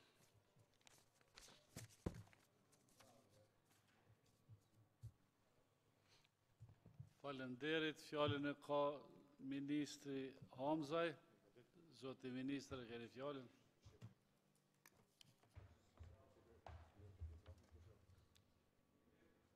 Faleminderit në kryetar. Faleminderit deputet nderuar, duke vlerësu diskutimin e juaj, megjithatë mendoj që ka nevojë për disa sqarime. Sa i përket rritjes ekonomike, do të pajtohem se janë dhona zyrtare që nëse në kalumen është bo një lloj lavdi që unë kuptoj edhe mirë kuptoj, që rritja ekonomike prej 4.1% ka qenë rritja më e madhe, nëse 4.1 është e madhe, atëherë 4.2, 4.3 është më e madhe se 4.1 dhe 4.2, se 4.2 dhe 4.3 është më e madhe, dhe ne vlerësojmë që për vitin e ardhshëm në një skenar të moderuar, ku kemi marrë zbatimin e projekteve të financuara prej klauzulës të investimeve vetëm 50%, ku pjesë të këtij skenari të moderuar nuk e kemi marrë investimet në projektin e ndërtimit të kapaciteteve të reja energjetike që ne presim si shpejt filloj, atëherë rritja ekonomike do të jetë në përputhje me planifikimet e programit të qeverisë që ne kemi thonë 5 deri në 7%. Ndërsa sa i përket çka u premtuan në fushat, unë kam programet të gjitha partive politike, s'di çka kanë premtuar, çka s'kanë premtuar, veç do që i kanë premtuar, as lapsi nuk e rrok hiç as logjika, as matematika. Po ajo është pjesë me cilën unë merrna. Sa i përket vendeve të punës, nuk ka mundësi profesionalisht me u shpjegue zvoglim i vendeve të punës kur ki rritje ekonomike prej 4.2, 4.3%, kur ki regjistrim të ndërmarrjeve të reja në raport me periudhën e njëjtë të vitit para prak, apo vetëm deri në shtatohet këtij viti për 7.404 ndërmarrje, kur dhonat e ATK-s tregojnë që janë të punësuar në tremujorin e 2 të vitit 2018 në raport me vitin 2017, 18.700 punësuar, kur dhonat e Trusit tregojnë që kemi një rritje të punësimit 2%, dhe ku nëse i referojmë anketave të agjencionit statistikave, po, thot që ka zvoglim të numrit të punësumve, po ka edhe zvoglim të numrit të atyre që kërkojnë punë. Dhe në këtë rast kemi zvoglim të normës papunësisë. Mirë po, kjo neve as njoni nuk na vendos pozitë komode, se të ke fundit, a është norma e papunësisë 27, a është 29, 30, është e lartë, edhe fatkeqësisht është mas shumë të 8 edhe të gjinia femrore. Sa i përket çështjes tjetër që ka diskrepancë mes të hyrave dhe shpenzimeve. Nuk ka diskrepancë mes financimit edhe shpenzimeve. Tash, a i referohem cili burimi të hyrave, apo cili burimi financimit, na e shpjegovan paraqitjen tëmë të parë. Ka që janë të hyrat tatimore, pjesa tjetër financohet prej klauzulës të investimeve 121 milion euro, që nuk janë këto para verësi. To janë marrëveshje të ratifikuar në Kuvendin e Kosovës. Nuk kemi pru në këto projekte dhe me thonë, nështë ta ja sigurojmë financimin. Jo, marrëveshjet janë të ratifikuara në Kuvendit të Kosovës e procedurat janë zhvillim. Pjesa tjetër, gjithë ne kemi diskutuar dhe kemi thonë me prodhue situatën ku mjetet nga procesi i likuidimit në mënyrë ligjore mu kthye në ekonominë e Kosovës dhe si rezultat i këtyne financimeve shtesë të e përfshi edhe borxhin publik që buxheti u ndërtue 100%, duke respektuar ligjin për menaxhimin e financave publike dhe përgjegjësitë, ku deficiti i projektuar nuk është më shumë se 2%, unë jam i sigurt që në realizim ka më qenë më i vogël, po është i projektuar sipas ligjit dhe mënyra financimit deficitit është e parapome prej financimit prej borxhit brendshëm të jashtëm. Vitin e ardhshëm kemi ndo fonde që ne do ta bëjmë vlerësimin kreditor të vendit tonë. Dhe me pa se cili është vlerësimi kreditor i vendit tonë dhe vendin me përgatit për me qenë pjesë e instrumenteve tjerë të përfshi edhe eurobondin dhe me ndryshue strukturën e borxhit publik. Gjithashtu, jem negociata me Bankën Botërore dhe besoj që do ta realizojmë që një pjesë e borxhit publik për vitin e ardhshëm të jetë financim përmes DPL-ave prej Bankës Botërore.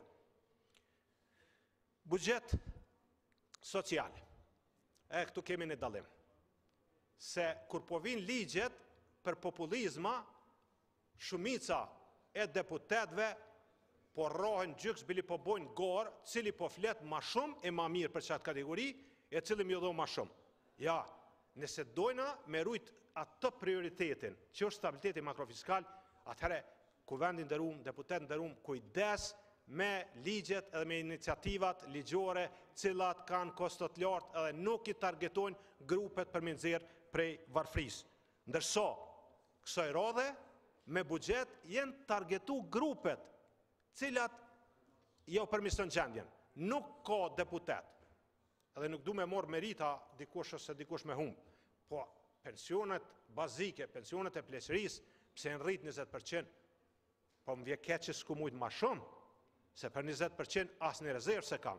Pensionet kontributdhonëse për 15%, ndërsa vitin e kalum, jenë buxhetu skip edhe mu mos të bojnë mu deputeti kshalut, me aprovu ligje cilat nuk janë buxhetume. Unë i këmë gjithë 3 skema që i kanë pos ligjet e si kanë pos buxhetin, skemat për personat paraplegjik dhe tetraplegjik, skemat për viktimat e dhunës seksuale, skemat e personat pas pësum vendin e punës, dhe nëse dikush thot, pse jenë rrit skemat apo përfitimet për skemat sociale për 20%, nuk është mirë, e nëse thot, që do të me pas një korektim ty në skemave dhe ata që se meritojnë me përjashtu për ty në skemave, atëhere jam ma shumë se në rregull dhe ma shumë se i lumëtur. Te çështja e veteranëve. Te çështja e veteranëve për numrin u diskutu shumë. Po, numrin 35.000 ka ekzistue në shtator të vitit 2017. Numri për 34.000, 35.000 është i shtatorit të vitit 2017. Nëse dikush thot që nuk ka ndryshim prioritete, po ku shkoj rritja buxhetit për 261 milion? Shkoj në arsim, shkoj në shëndetësi, shkoj në rënë dhe ligj, dhe shkoj në kategorit sociale cilat kanë nevoj për kraje. U diskutu këtu për borxhin publik. Fatmirësisht, Kosova vazhdon që ta ketë borxhin publik tolt, në raport me bruto produktin vendor 16%, po nëse kthejmë historikut rritjes borxhit publik, dhe morëm vitin 2014 me vitin 2015, e kem të rritë në borxhin publik për 3 pikë përqindjes, apo shprehën përqindje për 30%. Ndërsa nëse morëm vitin 2017 me vitin 2018, ne shumë që kem një stabilizim të borxhit publik, si rezultat i politikat kujdesshme, si rezultat i rritjes bruto produktit vendor, që normalisht që është rrit edhe mundësia për rritjen e borxhit publik. Te punësimi, i përmena shifrat që ka ndodhur punësimi, nuk është mosën e duhur, nuk janë sidomos kategoritë që i përmena ka nevojë për një trajtim tjetër. Po ka ndodhur rritja e pagave në sektorin publik vitin e kaluar. Nuk është ajo që ndoshta ne dëshirojmë, po ka ndodhur rritja në përputhje me rritjen ekonomike. Dhe kjo ka reflektuar pastaj edhe në rritjen e pagave për sektorin publik. Po kur ne do të punojmë që të kem politika të mira fiskale, të kem konkurrencë lojale, të kem trajtim të mirë të investitorëve dhe diaspora jonë ta sjell kapitalin ta investon në Kosovë. Ndërsa nëse e strukturën e remitencave dhe shet që vinë ka 300, ka 500, ka 400. Pa disa vështirë është për mos me thonë pa mundën që mi grumbullu ato dhe me thonë mos shkojnë konsum, po le shkojnë investime. Sepse shumica e familjeve kryjnë nevojat pagesat për rrymë, për ujë edhe për ushqim. Planifikimi të hyrav i fryrë, jo. Planifikimi të hyrav është shumë profesional. Shkon përputhje me rritjen ekonomike, shkon përputhje me rritjen e importeve të dogonën varësisht prej llojit tatimeve, dhe një pjesë, një shumë të kujdesshëm, ju kemi referuar zvoglimit të stokut të borxhit tatimor. Rimbursimi të TVSH-s ka pas progres. Sigurisht se ka hapësirë ende për më permisu. Po ka rrit deri në atë nivel që secili tatim-pagues në mënyrë online mon e përcjell lëndën e vet ku e ka për çështjet e rimbursimit. Te struktura e buxhetit. Kosova vazhdon ta ketë strukturën e buxhetit të mirë. Po duhet me vazhdu me rujt. 33% e totalit shpenzime buxhetit me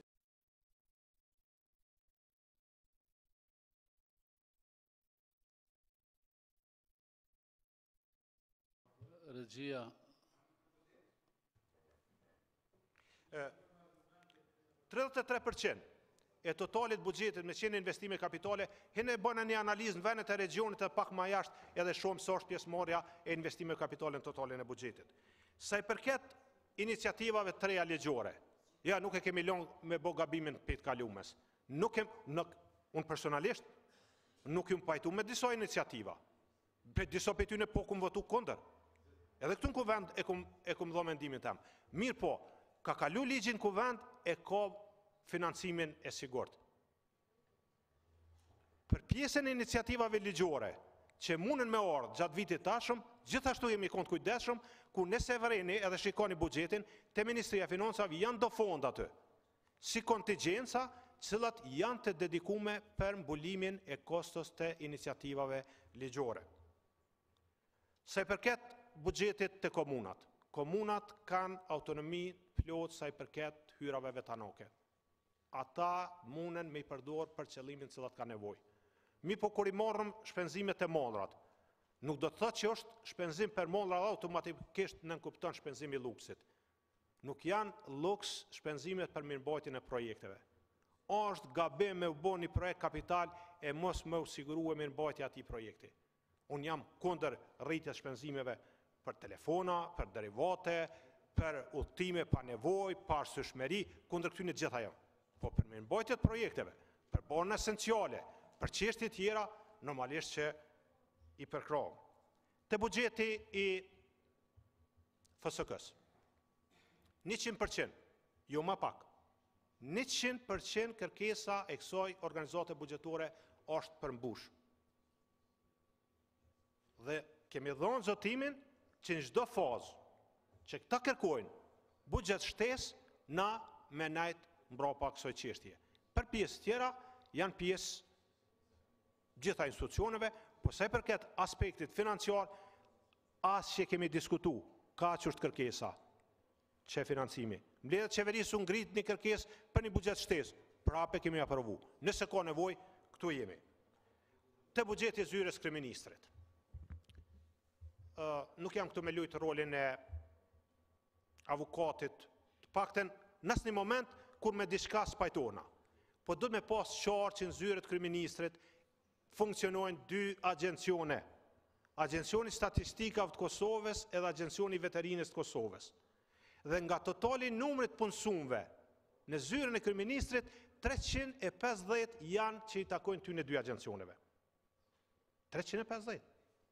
Prandaj, nëse ka ndryshim në strukturën e mollra shërbimeve të kjo zyrë, nuk do të thotë që u rrit luksi, po përmisu keq klasifikimi, se nuk ka logjik që vakcinat të klasifikohen si shpenzim kapital, apo materiali për prodhimin e pasaportave investim kapital, apo blerja e librave investim kapital.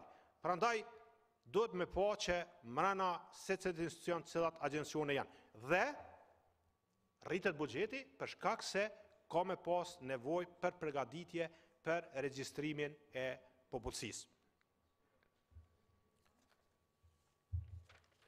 Zoti Sediu, Dardan, deputeti nderuar, e përmenë që ka ndodhur ndryshimi i numrave. E vlerësoj shumë lartë edhe profesionalizmin tonë, edhe korrektësinë tonë profesionale, diskutimin, përveç që ka ndryshuar numrat, se numrat e politikat janë të lidhme. Shpeshherë më ka ra me ndëgju edhe në raport me institucione tjera të thonë, jo na po flasim për politika, okej, lemi ti me numrat e ti bani politikat. Ose mbulej politikat me numra, prap jemi në rregull. Përveç që ka ndryshuar numrat, ka ndryshuar edhe financimi i prioriteteve.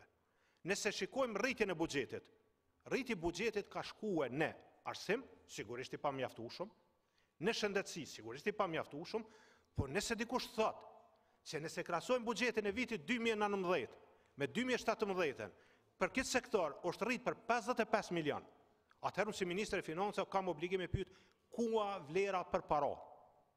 Dhe secili prej neve duhet me shpjegu se këto financime shtesë a janë të dhonë vlerën e duhur. Do thotë ka ndryshue prioritetet në financim. Deficiti tregtar. Kosova qëndron mirë me stabilitet makrofiskal, stabilitet financiar, borx publik. Kosova qëndron keq sa i përket deficitit tregtar e normës të papunësisë. Mirë po, janë marrë veprime në politikat fiskale që shkojnë në favor të ndërmarrjeve prodhuese. Edhe s'po du me specifiku këtu se veç e dini, e një pjesë janë në proces. Sigurisht se këto s'munën me jap efektin e vetë plot në një periudhë shkurt, mirë po, do të me ndryshu edhe sistemi arsimor në Kosovë me qëllim që të prodhon kuadra për nevojat e tregut, do të rritet produktiviteti i ndërmarrjeve private me qëllim që produktet tonet i banë konkurruese në treg, dhe ne si shtet do të fokusom atu ku i kemë përparësitë komparative. Na kemë deficit në tregtinë e mollrave, po kemë suficit në tregtinë e shërbimeve. Dhe në këtë drejtim besoj që politikat tona duhet të ecin matutje. Mase e domosdoshme, s'është hera parë, zoti Sejdiu që i thoni, po me shumë drejt, Kosova ka nevojë për një trajtim të skemave sociale. Ka nevojë për një reformë pensionale, ka nevojë për një thjeshtësim të këtyre skemave dhe për një trajtim edhe fokusim drejt grupeve ku na i largojmë prej atij kufirit të varfrisë.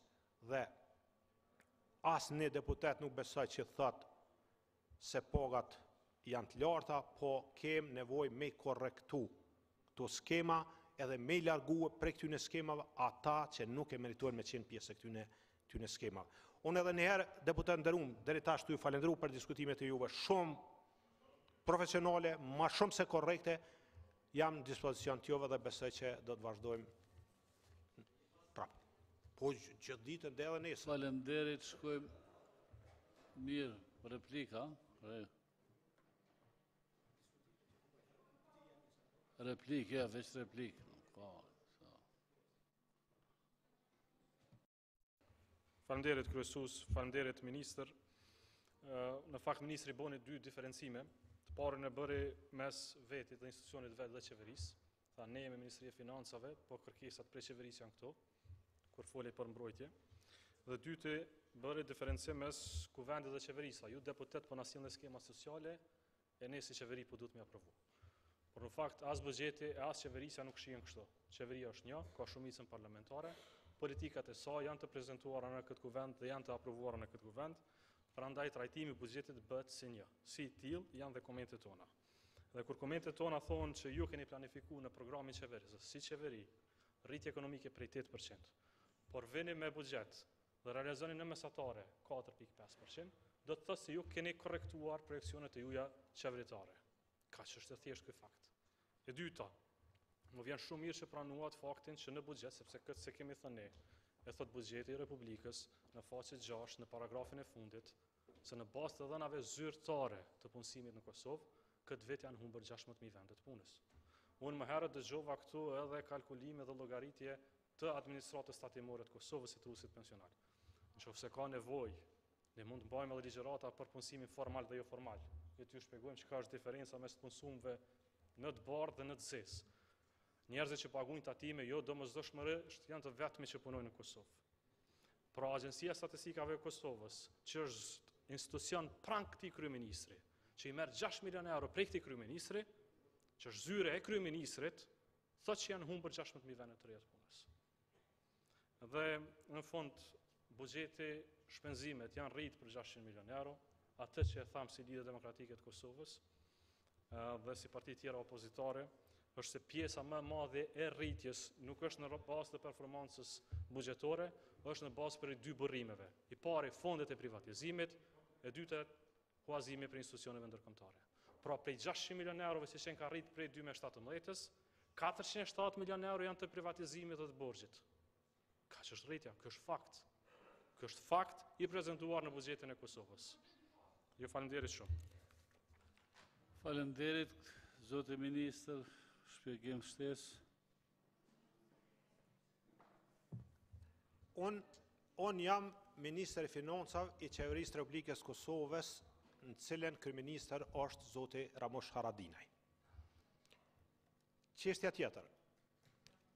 Qeveria mundet me propozu një ligj, ku vendi mundet me dalë me iniciativa, po unë besoj që në një pikë gjithë duhet me kohë përbashkët, që kur vjen në rrezik stabiliteti makrofiskal, që s'është rasti me juve Zoti Abdigjiko, dohet me pas kujdes me ikpej politikave populiste, cilat e rrezikojnë të prioritetin e vendit stabilitetin makrofiskal, po e damtojnë edhe strukturën e buxhetit. Sa i përket shifrave, unë pajtohna në atë pjesën kur flasëm që në bazë të anketave të Agjencionit Statistikave të Kosovës ka ndodhur kjo. Mirë, po shpjegimi është pak më komplet. Edhe ju e dini shumë mirë. Jam i sigurt që 100% e dini. Pse thoni kështu, e di se ju vynë. Edhe unë nështë ta kisha thonë qashtu. Po nëse i referohemi statistikave, atëherë del që numri i punësuar në 3 muajin e 2018 është 341.000. 2017 ka qenë 357.000. Dallimi del aty. Po dhe numri atyne që kanë kërku punë është ndryshue. 2017 ka qenë 515.000, 2018 është 484.000, që dallimi del 31.200, ma pak kanë kërku punë se so në vitin para prak. Dhe këtu del pastaj ai ona pozitive e ati punësimit. Prandaj do të thotë, qysh do let jetë? Qysh do let jetë ATK-ja, trusti, numri ndërmarrjeve të regjistrume kanë thonë që ka punësim pozitiv. Mirë po, na kem normë të lartë. Faleminderit, Zoti Sejdeva, doni fjalën, se edhe Zoti Sejdev ka diçka më. Ju faleminderit, kryesues. Ministër, faleminderit shumë për, si me thonë, elaborimin e të tjeshëm të diskutimit. Besoj që është tepër me rëndësi për hir të opinionit, sepse disa deputet, por edhe më duk që edhe ju e thatë, soi përket ligjeve që janë populiste, edhe që vinë këtu e marrin votë, ne si Parti Social-Demokrate kemi pas qëndrim të qartë, edhe që besa edhe votë qartë, soi përket ligjeve që rëndojnë skemat që po e rëndojnë buxhetin e Republikës Kosovës. Po më vjen mirë që në ministrinë e ju si ministri jeni dakord që të futemi në reformë të thellë të sistemit pensional. Duke e thjeshtësuate dhe duke e fut një koncept i cili i bën dy gjëra. Një, e zvoglon barën buxhetore, 2, e fut idenë e financimit për gjeneratat në periudhë tranzitore derisa dalim komplet në vetë financim. Unë besoj shumë që kështu kurse mbi 100 milion euro në vjetë. Besoj shumë në kalkulime që i kemi bërë si grup që me këto 100 milion euro të cilat mund të transferojmë në arsim. Tjetra që po dua ta them është kjo. Në buxhetin e Republikës Kosovës tashet 10 vjet, logjika e trajtimit të temave që lidhen me prodhim përveç se me politikë fiskale nuk trajtohet asesi ndryshe. Nuk mendoj që kjo është e mjaftueshme. Mendoj që është e pamjaftueshme. Një kryeministër, një qeveri kur e ka këtë deficit buxhetor, shiqon edhe mundësi tjera intervenimi. Si vjetë keni bo një hap me këtë farë taksën, po kjo është edhe pamjaftueshme që besa edhe ka njerë po mendoj edhe jo e duhura, por gjithsesi duhet buxheti të reflektoj intervenime të drejtë për drejta në ekonomi që zgjidhin problemin ose e trajtojnë problemin e deficitit tregtar dhe jo vetëm në shërbime, por edhe në zavendësim të importeve në prodhim të eksportit. Faleminderit. Faleminderit, atëherë shkojmë në pauzë deri në 3:30.